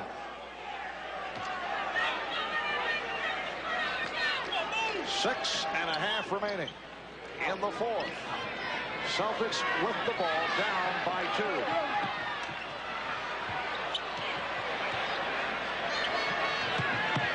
Bird backing Williams. Drexler over to help. Bird will go to the line. Buck Williams called for his 4th.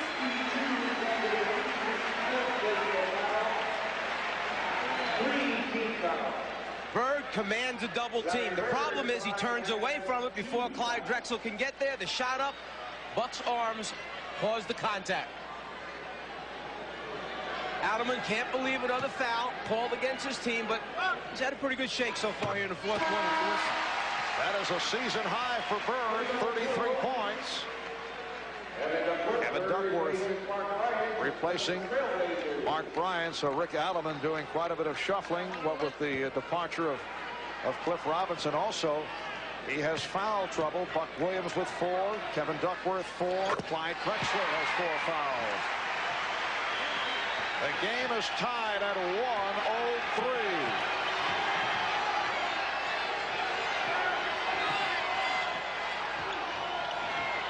Kersey shooting. Portland leads 105-103. Jerome Kersey with 12. 6 minutes remaining in the fourth. Bagley on a pick and roll for Parrish. Oh, yes!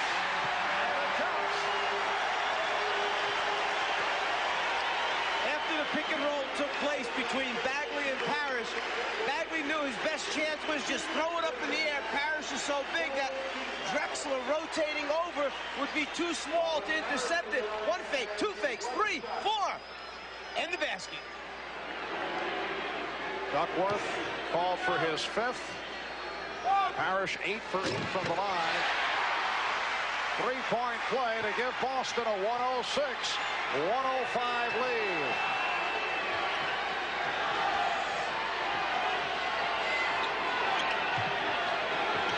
Kersey lost it. Pickney deflected, but Drexler recovers. Fires from downtown. Rebounded by Buck Williams. Well, Portland has the new 24. Bagley's played Porter very well. Porter is stopped by Parrish. Celtics were looking for a tie-up, but a foul on Parrish, so he picks up his 4th. Let's go over to Ahmad. All right, Marv, a quick update on D. Brown. He went into the locker room with a deep thigh bruise. They iced it, they wrapped it, and they said they do expect him to return to the game. All right, Ahmad, Terry Porter to the free throw line. We were discussing Porter's numbers earlier, and his assist totals are down from a year ago. Last season averaged 8 assists per game. This year about 6 per ball game. And part of the reason is because Drexler has picked up his assist. The distribution is different. The controversial play a second ago, looks like a lot of ball there. Robert Parrish on Terry Porter. Game tied at 106. And Porter has given Portland a 1-point lead. 5:20 remaining in the fourth. Now Bird played by Kersey. Drexler over to help. And it's waved off, will not count. Whistle before the shot attempt. What the Celtics are trying to say is that basket should count. The Gamble was in the act of shooting, even though the foul took place off the ball away from it. Bird sees the double, delivers on the money to Gamble, wide open. That loose ball foul underneath, they feel it should count. Bob Delaney, the official at the near side, spotting Kevin Duckworth, and Duckworth has been charged with his 6th. You mentioned earlier in the game the inconsistent play this year from Kevin Duckworth, and one thing that keeps creeping up in their games is the fact that he's in foul trouble early every night, must sit the rest of the first half, comes back, picks up another foul real quick, and winds up not playing the minutes that Rick Adelman needs him on the floor. So Mark Bryant checks back in. Duckworth fouls out with only 6 points, 2 for 3 from the field, 2 for 2 from the line. Both clubs are over the foul limit. Robert Parrish, 9 for 9 from the line. The Celtics and the Trailblazers are tied at 107.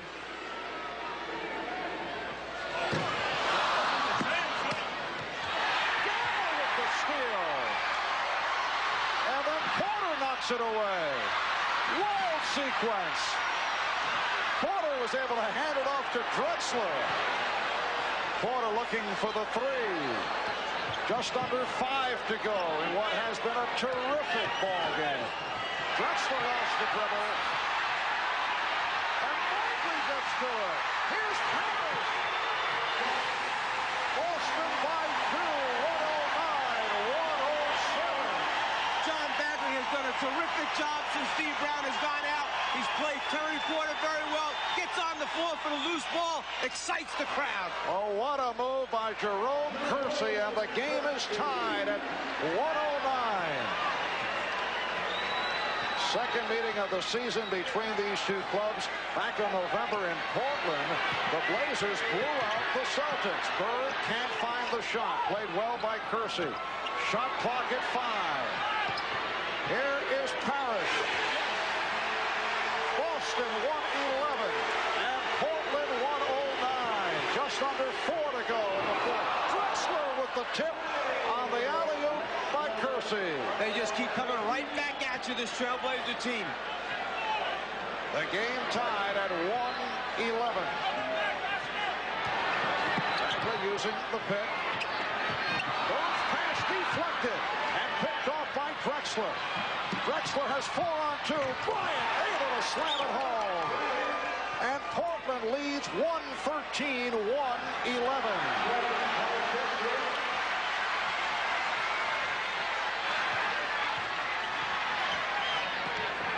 Bagley trying to use the screen from McHale. Now shooting. Rebounded by Williams and a loose ball foul on Bagley. Both clubs are over the foul limit. This will put Buck Williams at the line. A few moments back, you talk about some hustle, some extra effort, and then some crazy things happening. The rebound, the deflection, the pitch out, the steal. Everybody in this building is excited on the floor for loose balls. Action. Williams, a 76% free throw shooter. John Bagley's great hustle leads to the fast break layup by Robert Parrish for the Celtics. Kevin Gamble sitting down. Reggie Lewis returns. Lewis playing with 5 fouls. Tipped home by Kersey. Jerome Kersey has come up very big in this fourth quarter. He now has 16. So the Trailblazers get a 3-point play out of it. And they now lead 116-111. Timeout taken by Boston. The scoring leaders, magnificent performances by both Clyde Drexler and Larry Bird. Larry Bird also with 10 rebounds and 8 assists. Drexler comes in averaging 25.5 per game, the number 5 scorer in the NBA. Terry Porter with 25. Reggie Lewis 21 points. Robert Parrish 22. That man Kevin McHale is 18. 3:05 remaining in the fourth. 7 unanswered points by the Trailblazers. They lead it by 5. Boston with 2 timeouts remaining.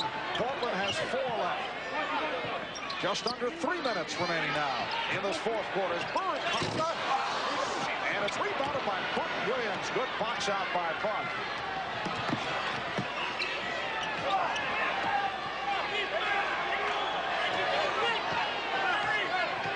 Drexler, played by Lewis, who has 5 fouls. Shot clock at 5. Crowd chanting defense. Porter's pass deflected. 1 on the 24. The ball last touched by Boston, so it will be Portland possession with 1 second on the 24. And you have to watch Porter cutting to the basket right away or the lob pass to Drexler in front of the rim. Here's Porter. And Buck Williams able to get back to it. And they accomplished what they wanted. They got the shot up on the glass and hope to get it back again.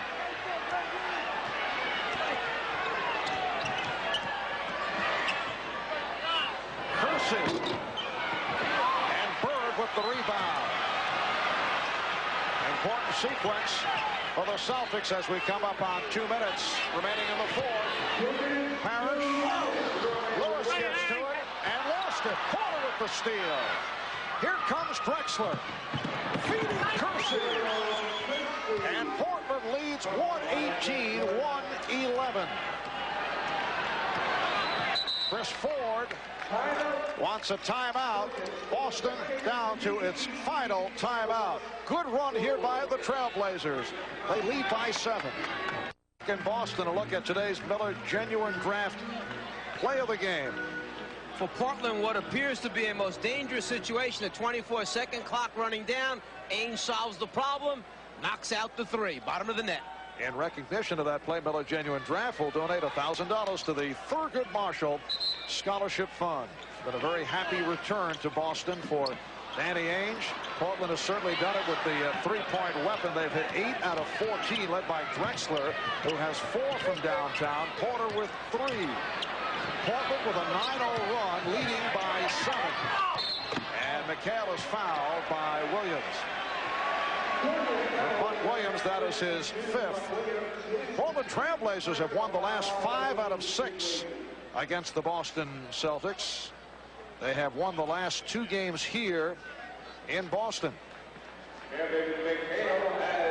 And the Celtics are facing the prospect of a 4-game losing streak. The teams with speed, quickness, the athleticism that the Trailblazers possess, that Chicago possesses, those types of teams have caused the Celtics a lot of problems.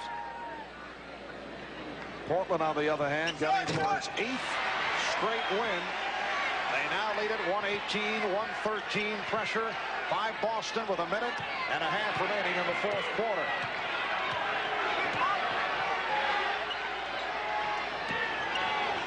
Drexler trying to feed Williams. Porter on the recovery. And Parrish gets to it.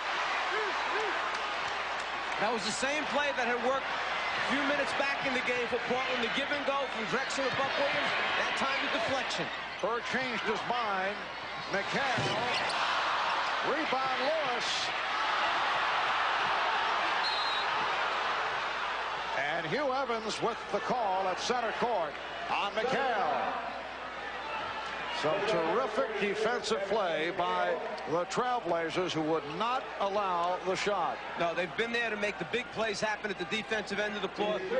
To stop what appeared to be a number of sure scores. Again, after the miss, Lewis comes up, but it's the 2nd time in a row that it looked like Lewis was going to get an easy score inside. Instead, Kersey comes up, is fouled by McHale.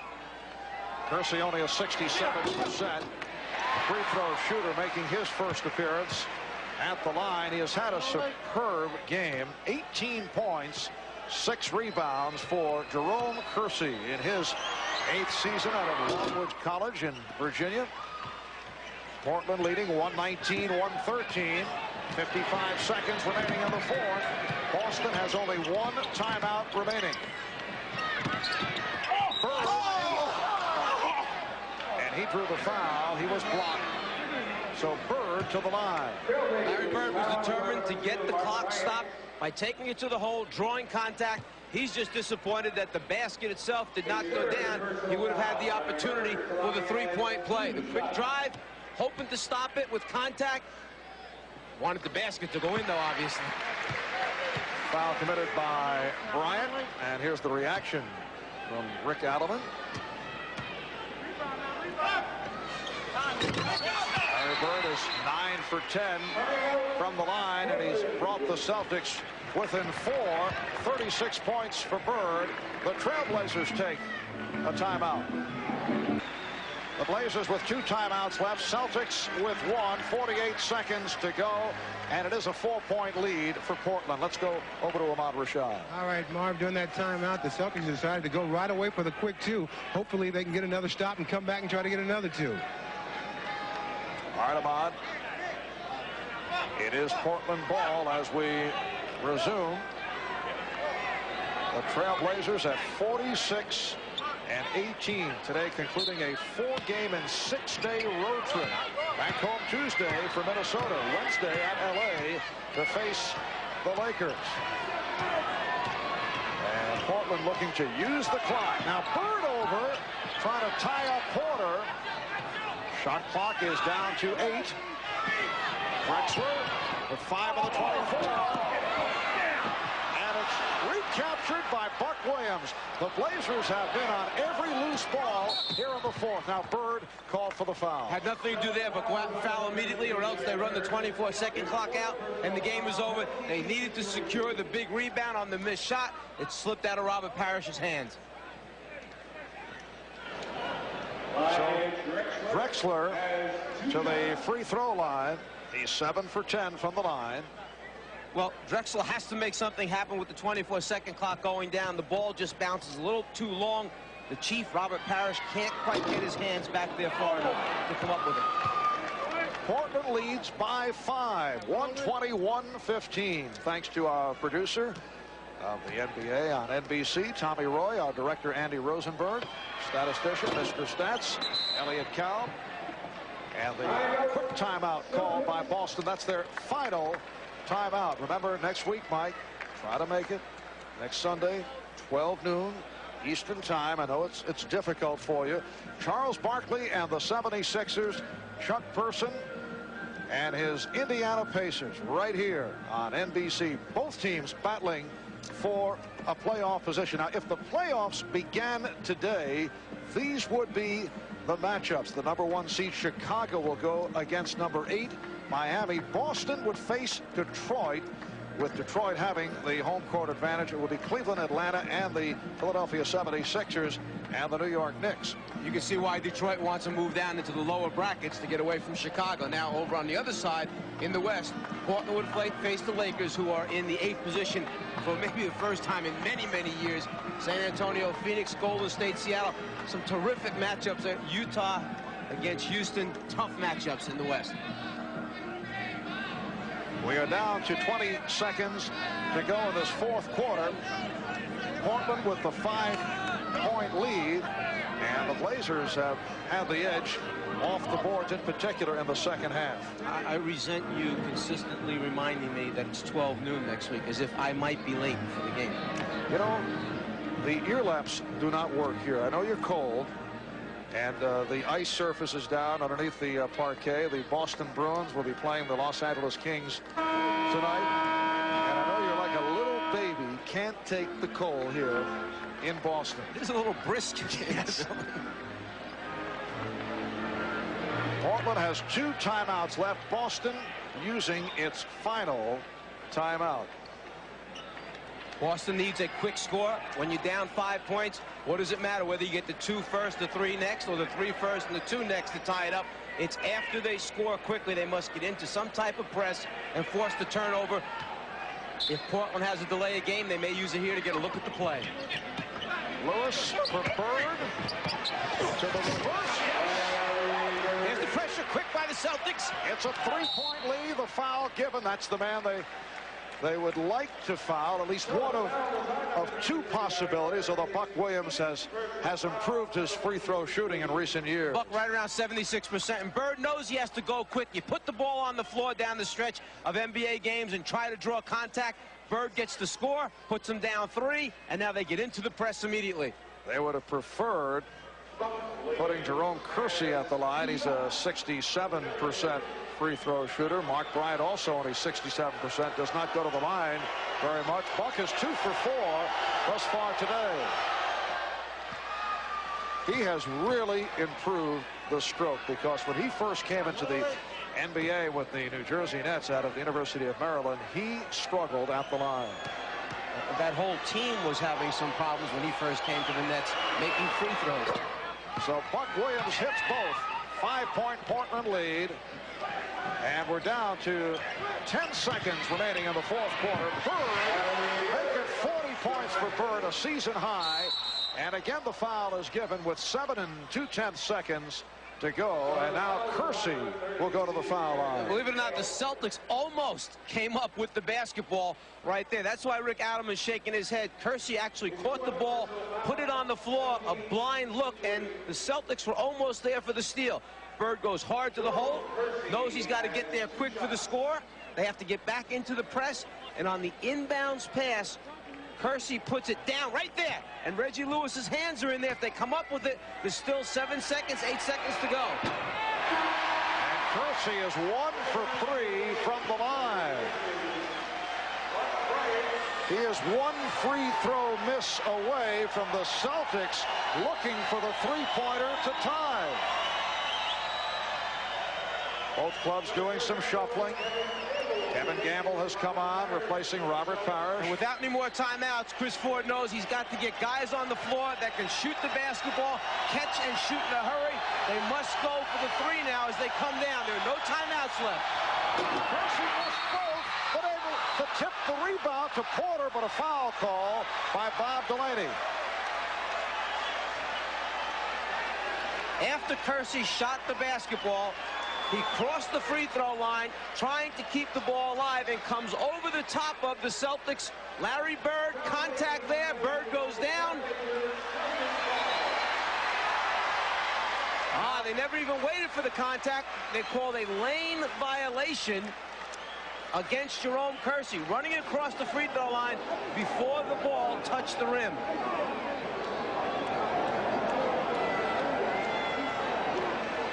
If it's not on the rim, he cannot. The shooter may not go across the free throw line. Ball's up. When does he cross the free throw line? Now. Excellent call. 7 2/10 seconds remaining in this fourth quarter, and Portland has called for a timeout. The crowd chanting, Larry, Larry. Obviously, the Boston play would be to set up for the three, going for the tie. Well, the first thing they may do is, coming out of this timeout, is try to expose the play that the Celtics are going to run by incurring a delay of game warning from the officials. The man guarding the basketball may step across the sideline, get too close to the guy inbounding the ball. The official will call a delay of game, but it might expose the play that the Celtics are going to use. On the other hand, in the Celtic huddle, Chris Ford may be telling them, hey, we're going to run two plays here. The first one where we might expose it, then come back with the next one in case they use the delay of game. So the chess match takes place right now. There is plenty of time to advance the ball and get a good three-point shot. The other thing is, will Portland foul intentionally, put the Celtics on the line for free throws, and then inbounds the ball back themselves, knowing that they're going to get fouled by the Celtics? Larry Bird has had a magnificent day. 40 points, 12 rebounds, 8 assists. Buck Williams looking to fire up Clyde Drexler. As Portland took the timeout, they have one remaining. Celtics do not have any. The high point men for the Trailblazers, Drexler 34, Porter with 25, Kersey with 19. Kersey just a moment ago, though, missed the two free throws. Bird leading the way with 40 for Boston. That is a season high for Larry Bird, who was a major question mark coming into today because of the Achilles problem and a bruised thigh. If, in fact, the Celtics should happen to tie this game, do you think anybody might mention the missed free throws down the stretch by the Trailblazers? Again, an opportunity to put somebody away. They don't get it done. Larry Bird is 1 out of 4 from downtown. 3-point Portland lead. 7 2/10 seconds remaining in the fourth quarter. All right, here's Bird. Drexler all over him. He fires. It's a three-pointer, and he's tied the game. The Trailblazers arguing that it should have been a two-pointer. We'll get another look at that. Timeout taken by Portland.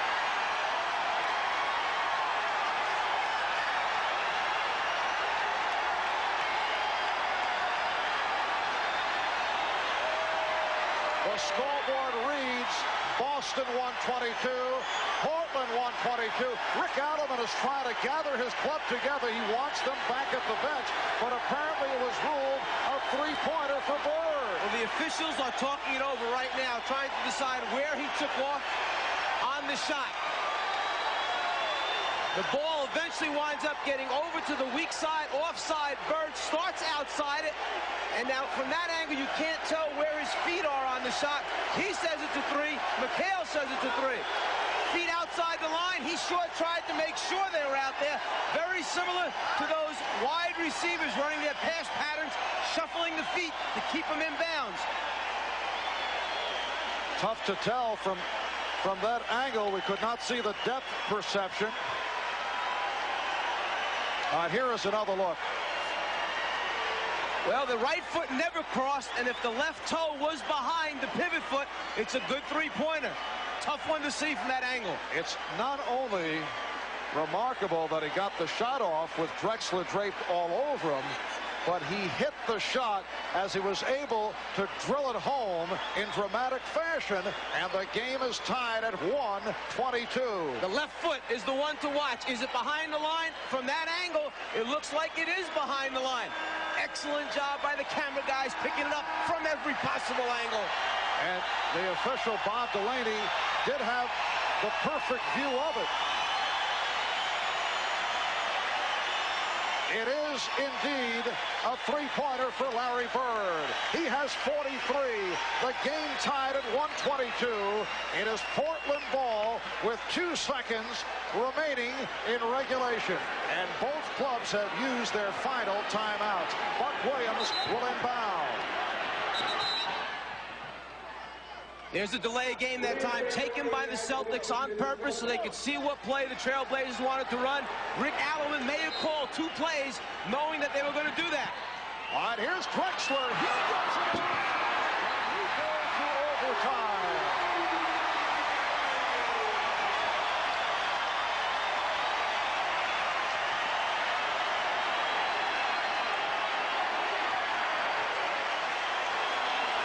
The Celtics and the Trailblazers tied at 1:22.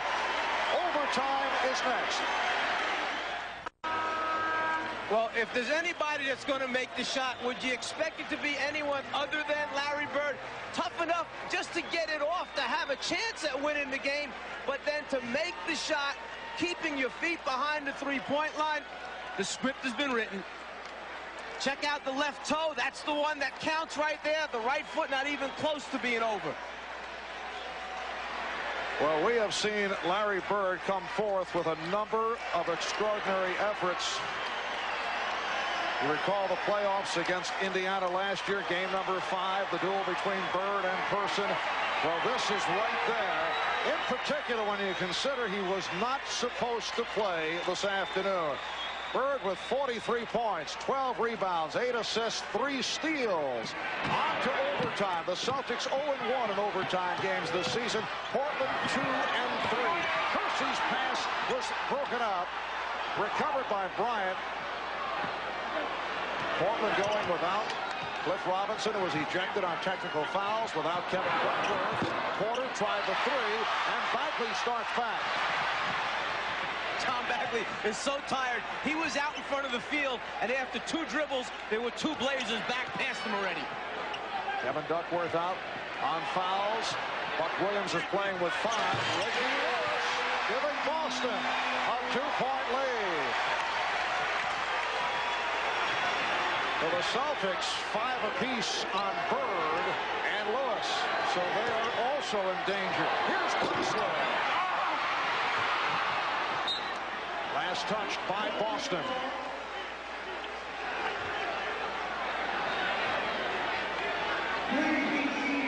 On the line, the 7-game win streak by the Blazers. Boston has lost the last 3 after winning 4 in a row. Kersey is stopped and he is fouled.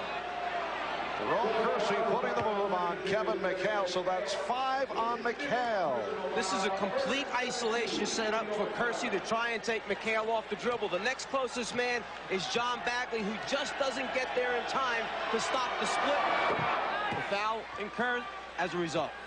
Jerome Kersey missing the critical free throws in the final seconds that gave the Celtics the opportunity to tie it. But right here he comes back by hitting 2, and the game is tied at 1:24 with a minute and change gone by in this 5-minute overtime. Bird matched by Kersey. And the foul is called. The basket will not count. Larry Bird has had Buck Williams guarding him. He's had Mark Bryant guarding him. He's had Jerome Kersey guarding him. When it's Kersey down in the post, it's easy for Larry. He's the smallest and the least size bulk against him that he's had all day. Jerome Kersey picked up his 3rd. Kersey goes 6'7", 225. So Bird has a couple of inches on him. Celtics staying with Bagley and Lewis at the guards. Bird, Parrish, and McHale up front. Game tied at 124.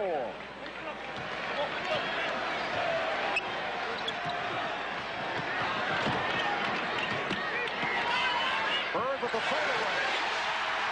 And it's Boston 126 and Portland 124. Here's Kersey after Bird nearly picked it off.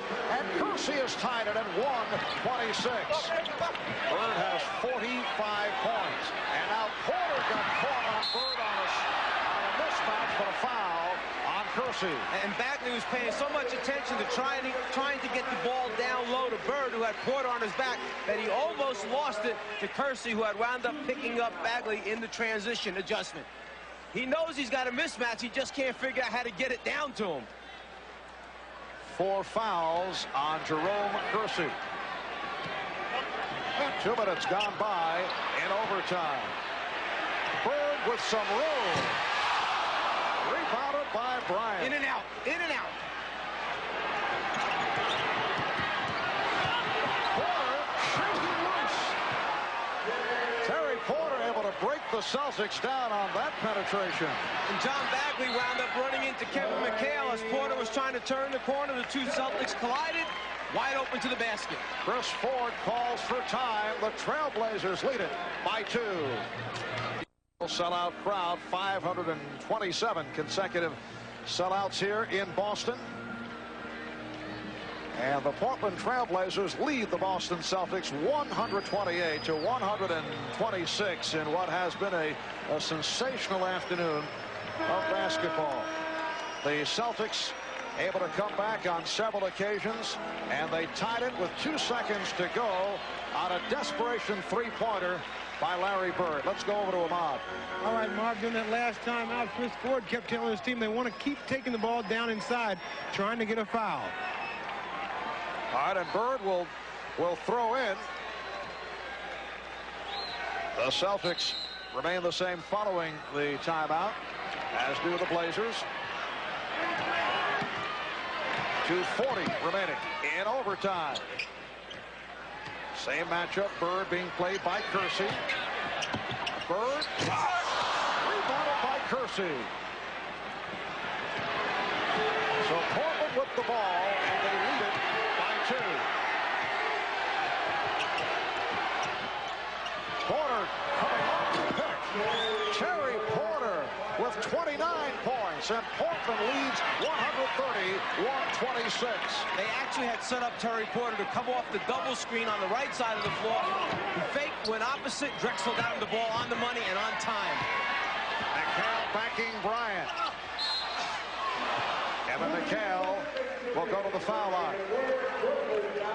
This play is diagrammed for Porter to come out to the right. Instead, he goes left. Bagley caught on the screen. The key is the pass went from the right side of the circle all the way to the left-hand corner. Excellent looking feed by Drexler. By Drexler, though, just picked up that foul, so he has 5. McHale is 9 for 9 from the line. Celtics, the #1 free throw shooting team, at 81%. So the Portland lead is 2 with 1 minute and 59 remaining in overtime.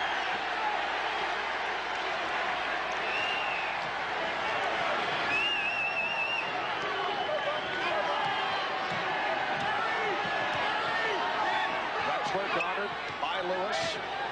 Lewis has 5 fouls. Here's Bryant.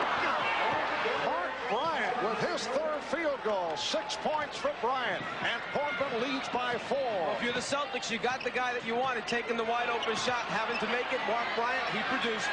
They double up on Bird. Bagley wide. It is a 2-point Trailblazer lead. And likewise, the Trailblazers said, go ahead, John Bagley. You have to make it at this end of the floor. Bagley produces. Rebounded by Bird. 1:15 left in overtime. And Boston within 2. Larry Bird 1 assist away from a triple-double. Bird.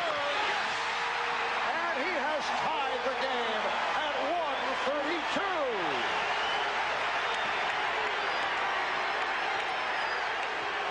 47 points for Larry Bird.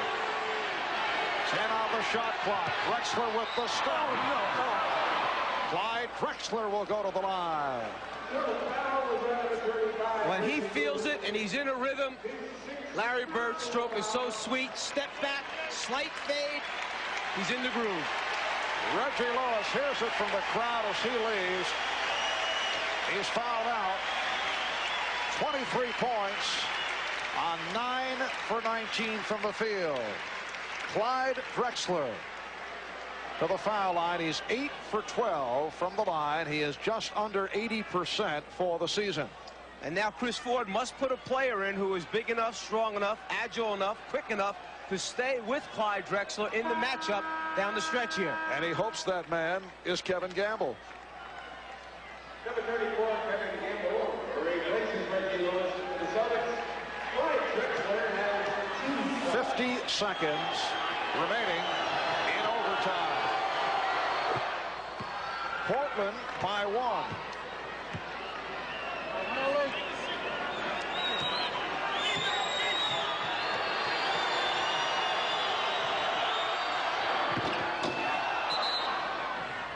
And a timeout is called by Boston. The Trailblazers 134. The Celtics 132. The Celtics were down 7. A lot of them had left. Suddenly, it's back. Full house once again. Yes, they began to file out and heard the news of the Celtic comeback, and it looks to be back to the capacity crowd. Larry Bird with 47 points. His career-high 60. Did it against the New Orleans Jazz. That was back in 1985. He has had 4 50-plus performances. The Celtics were down 118-111 with just under 2 minutes remaining in regulation. And they were able to tie it on that three-pointer by Bird with 2 seconds to go. They're trailing by 2 right here. Bagley had it knocked away by Porter, so no backcourt violation. Shot clock at 15. Kersey got a piece of it. Here's Bird for 3. Rebound Bagley. Bird again. Rebounded by Kersey. He had time to plant the feet. He had time to study the basket, but could not hit. Chris Ford yelling, don't foul. Dig in, play defense. There's about a 6-second difference in the clock and game clock. He wants a stop and a rebound, then a quick timeout. 4 on the 24. Drexler. And a foul is called with 4 4/10 seconds remaining in overtime. After all the tough shots that he's made, the first one, no good, but Bagley gets it right back. There's nobody near him. He looks down, checks his feet, tees it up. He knows it's good. Can't believe it. That would have given Boston a 1-point lead had he hit it. And now the Celtics need to secure the rebound right there. It's on the floor. Who comes up with it? The Trailblazers. All right, Buck Williams, 4 out of 6. He nearly threw an air ball. The foul was on Parrish, so he now has 5. And a timeout called by the Trailblazers. And we'll stay right here. A 2-point lead for Portland. 4 4/10 seconds remaining in this overtime session.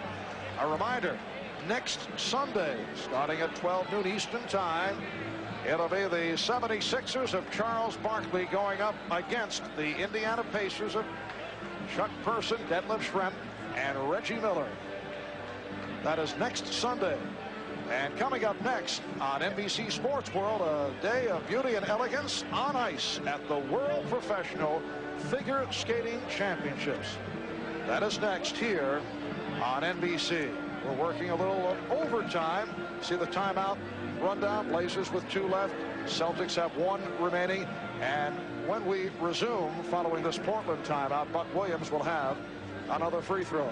And after this free throw, the Trail Blazers will be up 3 points, or they'll be up 2 points. The most important thing right now is for the Celtics to remember to box out on the free throw attempt. Don't assume anything. Don't assume you're going to get back into this huddle for another timeout and advance the ball, because already today Portland has scored on 1 missed free throw opportunity when the Boston didn't box out. You cannot afford to let them knock this ball free. They're very active on the glass.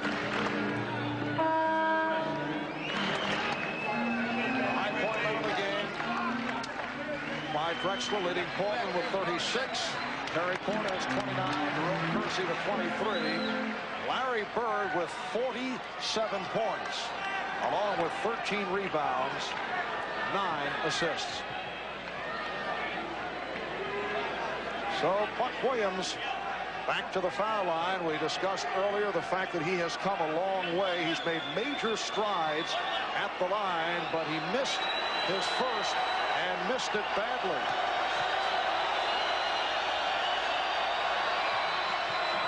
This one too strong, and Boston calls for the timeout.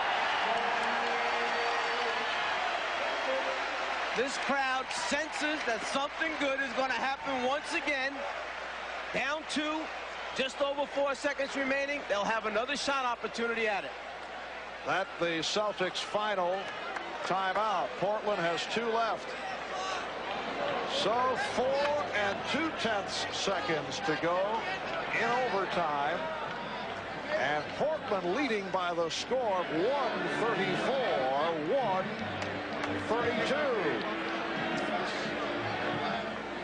The Celtics trying to end a 3-game losing streak. They come off the loss to the Nets on Friday. They led by as many as 19 in that one. While Portland, coming off a win in Atlanta on Friday night, has won 7 in a row, and they have been an excellent road club. 20-12, second best road record next to the Chicago Bulls. And today they end the 4-game and 6-day road journey. They'll be back home on Tuesday to face Minnesota, while the Celtics play in Milwaukee against the Bucks on Tuesday, then return home for Cleveland on Wednesday. The Bucks arena has not been a friendly place to Boston over the last few years.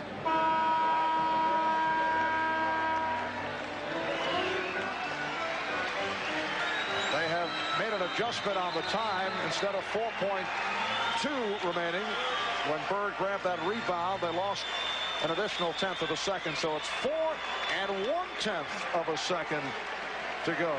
Now let's see if Portland uses its delay of game to try and expose the play that the Celtics have set up here. Remember, 2 delay of games technical. All right, let's go over to Ahmad.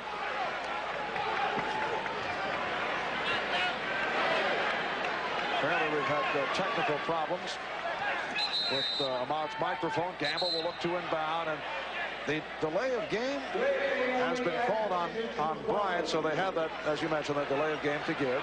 Mark Bryant crossed the line, gave the rest of his team a chance to look at it. And now Gamble for Bagley, looking to tie it. Here's Gamble.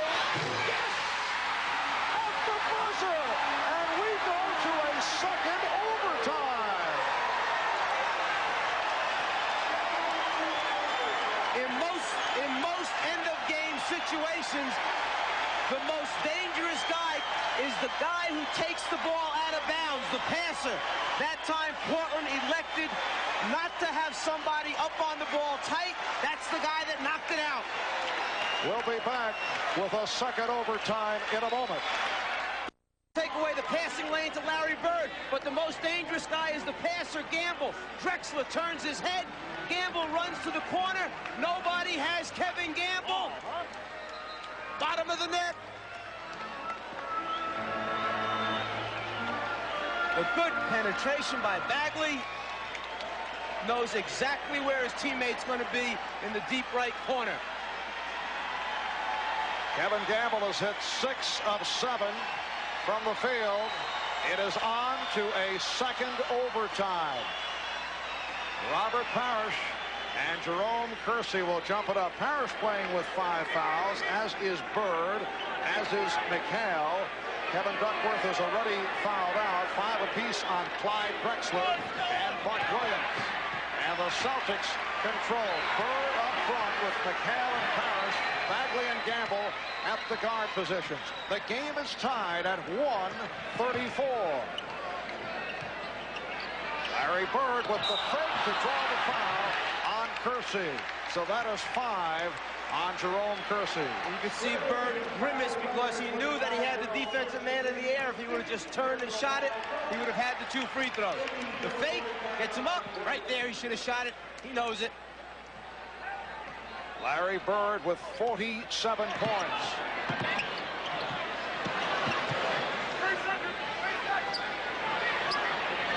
Points in 49 minutes. But Bird's pass picked off by Bryant. Barry Porter has had a magnificent game for Clyde Drexler.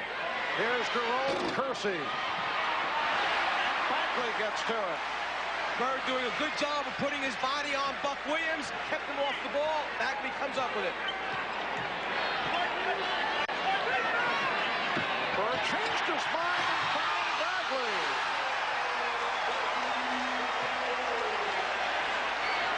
You're exactly right. He changed his mind late. The dump down pass at the end. Boston by 2. Porter. And the call is last touched by the Trailblazers. Larry Bird with that pass for John Bagley collected his 10th assist, so he now has a triple-double. Boston leads 136, 134. Bird for the Braves. And Buck Williams on the rebound. Kersey. Whoa.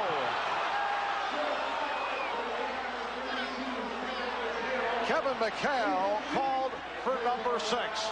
Just a moment ago when the shot goes up, Larry Bird puts a body on his man like he's supposed to, lets his teammate take care of the rebound. And then the shot? No, the late pass for the score. McHale knows that he's going to take this one and try to finish it with a dunk. The challenge, the official felt arm, not ball. So Kevin McHale with a very strong performance leads with 22 points. And Eddie Pinckney, hearing the chant from the crowd, has checked in. Replacing Kevin McHale, who's fouled out. Kersey at the line. And the Trailblazers suffering at the line in the final minutes of regulation and overtime. Kersey is now 3 for 6 from the free throw line. So he misses both, but last touched by the Celtics. You mentioned earlier that the Celtics are the #1 team in the league from the free throw line.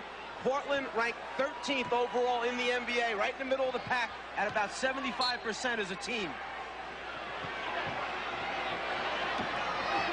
Drexler, guarded by Gamble. Oh, spectacular move by Drexler, and he draws the foul, so Clyde to the free throw line. And a good call that time. Gamble slapping him across the arm as he made his move in the lane. He covers so much ground with those strides. He gets from outside the lane to halfway across the other side on his takeoff. Drexler is now 10 out of 14 from the line, and Portland is within 1. 40 gone by in the second overtime, and the game is tied at 136.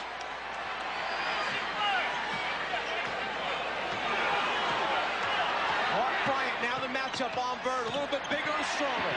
Bagley for Pinckney. Boston 138 and Portland 136. Well, Larry Bird couldn't free himself of Bryant, so Bagley made a good decision. Penetration. Parrish off the Porter miss.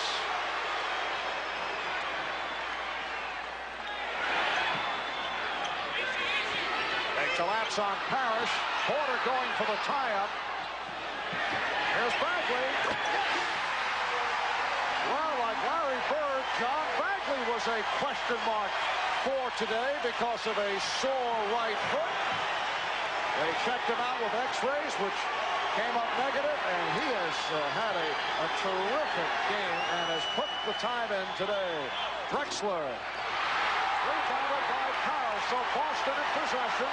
They lead it by 4. And the reason that Bagley was injured because he hadn't been playing a lot with Sherman Douglas back. He was trying to keep himself in shape, did a lot of jump rope work, bruised his foot that way, perhaps doing a little too much. Bird, yes! Bird off the fake. He has 49. The Celtics open up a 6-point lead, and Portland has called for time.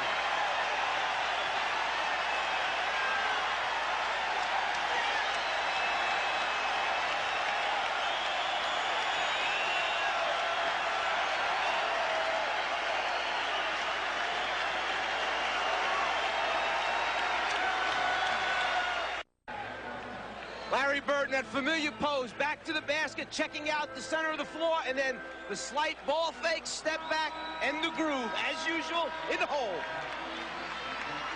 A minute 57 remaining in the second overtime. Boston with a 142-136 lead on Portland. As we mentioned earlier, Larry Bird had a career-high 60 back in 1985 against the New Orleans Jazz.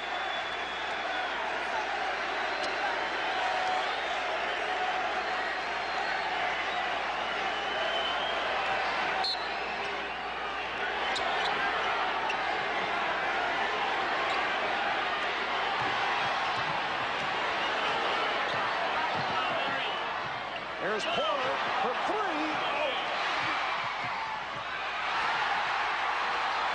And a Boston ball. And Rick Alderman really upset, feeling that the Celtics had torn Mark Bryant's arms off. It could have been a travel just before that the other way, though.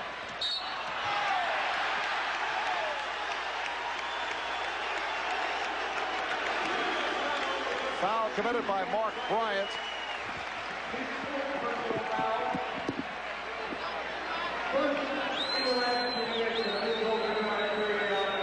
So Larry Bird will throw in.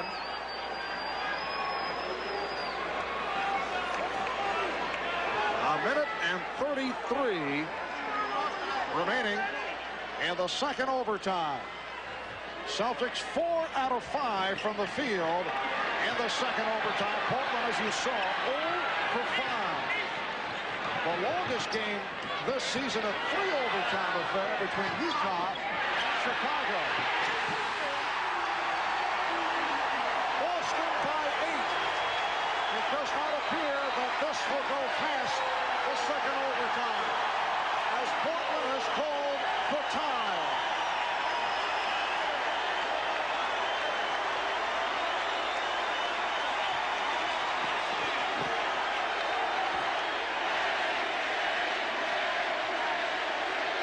If you let the guy shoot the ball, he makes it. So what do? You double team. He finds open teammates. Pinckney flashing to the open spot, finishes it off with a dunk. Larry Bird likes it. He knows it's happening right now for the Celtics. Rick Alderman, on the other hand, not real excited about what's taking place out there against his team. Well, Rick Alderman's Portland Trailblazers have not scored a point the last 2 minutes and 3 seconds.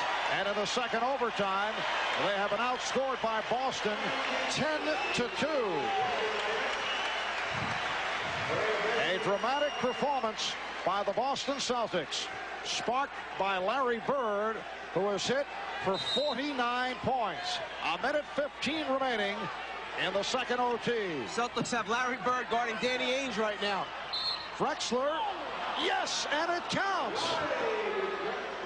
So the Trailblazers within 6, and Drexler will go to the line. Clyde Drexler with 40 points. The last thing you want to do in this situation is give them a chance for a three-point play. They'll take the three any way they can get it, from the outside or from the inside. Three-point play by Drexler. And Boston now leads by 5 off the pressure. A foul is called. It's on Ainge.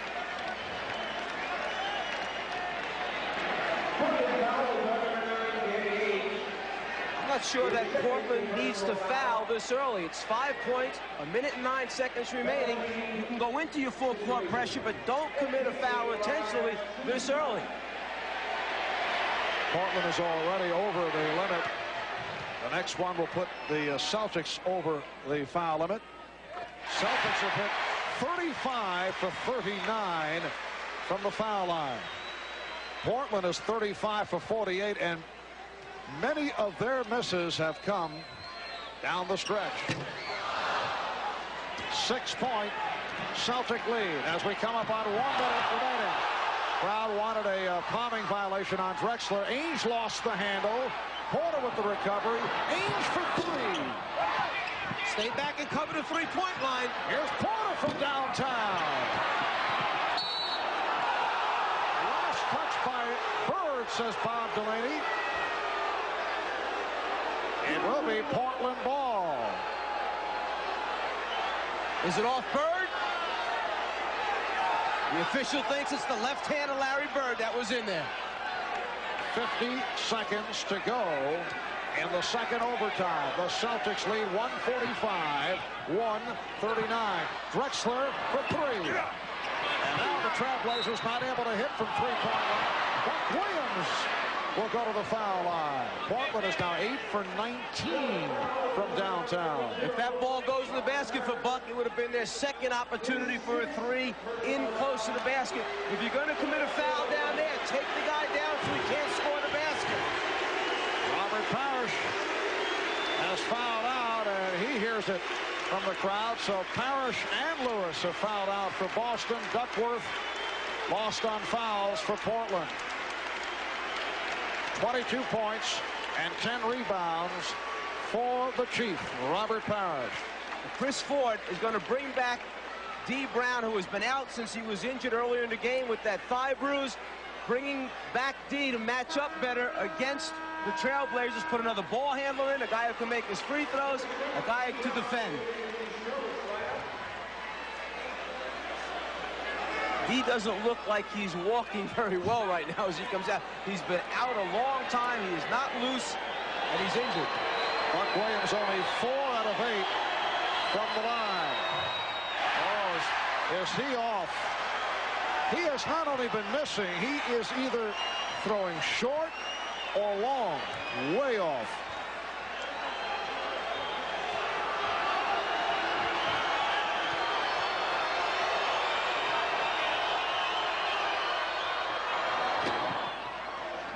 The Celtics, 145.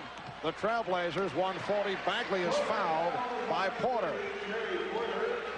Well, it's a decision that you have to make. You do one or the other. You either foul immediately and don't let the opposition run any time off the clock. Put them on the free throw line. Hope that they miss a couple. You try and come down and score. Or you have to decide to dig in, get a defensive stop, and then go after the scores. It's obvious Portland's made the first decision. Foul them right away. Put them on the line. Go from there. Bagley on the line for the first time. Chris Ford on an offensive defensive shuffle has Rick Fox replaced D. Brown. The Boston lead is 6. 40 seconds to go in the second overtime. Drexler with the spin. Nice setup for Buck Williams. It's down to a 4-point lead. Bird unleashes to Fox. That's a problem.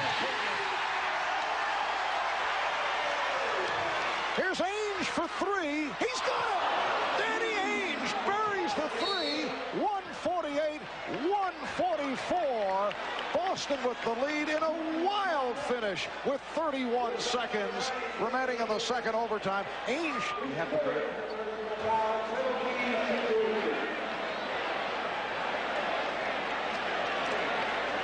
So Rick Fox will go to the line. The toughest thing about this pass by Bird is that it comes from behind the backboard, under the backboard. You try to remind your players always to clear the backboard one side or another. After the score, the quick return, and Ainge shoots it over the top of Ed Pittman. Rick Fox, a 76% free throw shooter, and he's 0 for 3 this afternoon. Boston, 149. Portland, 145. See time running down. Buck whistles. Yes! It is down to a 2-point Celtic lead. 20 seconds to go in the second overtime. Here's Fox with Williams back, and Gamble is fouled. It's a reach-in. So Gamble to the line.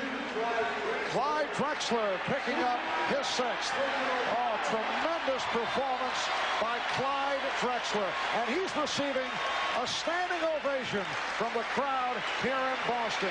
41 points, 11 assists, and 8 rebounds. Well, he carried this Trailblazer team at the beginning of the season when they were going through some tough times with some other players. He's been the mainstay throughout the season, and he certainly showed up today and tried to keep that streak going up 7 wins for the Trailblazers. Robert Pack, the rookie from the University of Southern California, will replace Drexler. Well, the crowd here well aware that they have seen a regular season classic. 14 seconds to go in the second overtime, and Kevin Gamble has given the Celtics a 3-point lead.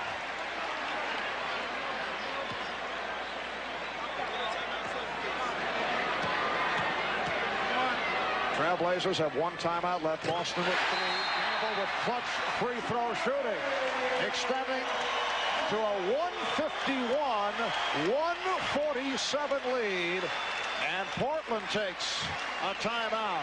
14 and 9/10 seconds to go in the second overtime.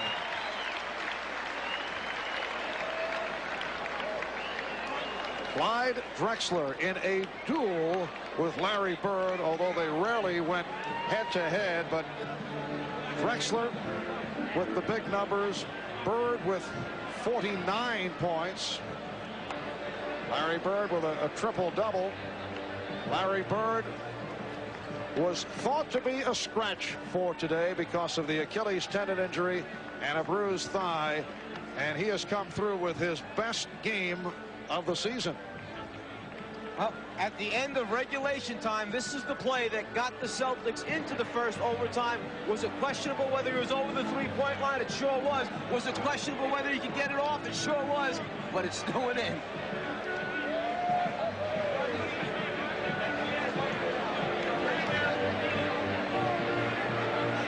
So the Trailblazers with the timeout, down by 4. See the time remaining. And the Blazers have just used their final timeout. Portland Trailblazers have 46 and 18, second best record in the NBA behind the Chicago Bulls. 7 straight wins. They won 21 of the last 26. They have been enormously successful on the road. They've won 14 of the last 18 on the road, while the Boston Celtics trying to end a 3-game losing streak and hoping to use this game to build on. Tuesday they're at Milwaukee, Wednesday back home for Cleveland, Friday at Detroit, so a rough stretch coming up. Ainge able to save that pass, played tightly by Fox, can't find the shot, now does. He's trying to draw a 4-point play. Fox committing the foul, and Ainge to the line with 8 seconds to go. And it's a rookie mistake that time by Rick Fox. There is no reason at all for you to be elevating and going in the air until Ainge is up. This ball fake is just designed there to get you up. He accomplishes what he wants. He's got the clock stop, opportunity to pick up 2 points without losing any more time. Ainge is 4 for 4 from the line, 80% free throw shooter. Boston by 3. Ainge looking over to Rick Adelman, asking him, should I make it or should I miss this one, with 8.7 seconds remaining? What would your call be? Make the basket, go after the ball after. Missed it. Pinckney with the rebound, hit from behind by Williams. So Buck Williams has fouled out.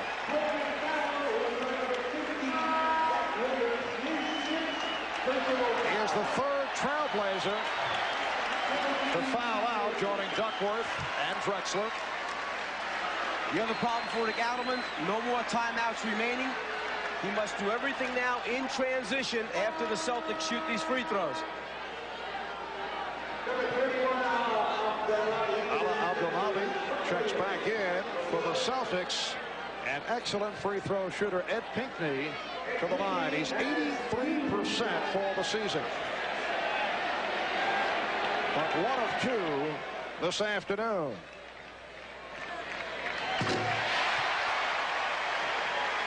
Incidentally, the 49 points by Larry Bird is the second highest scoring total this season. Dominique Wilkins had a 52-point game against the Knicks in a double overtime earlier in the year.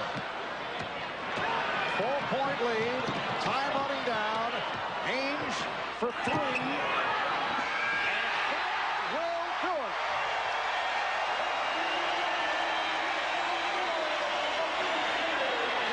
In a remarkable game in double overtime here in Boston.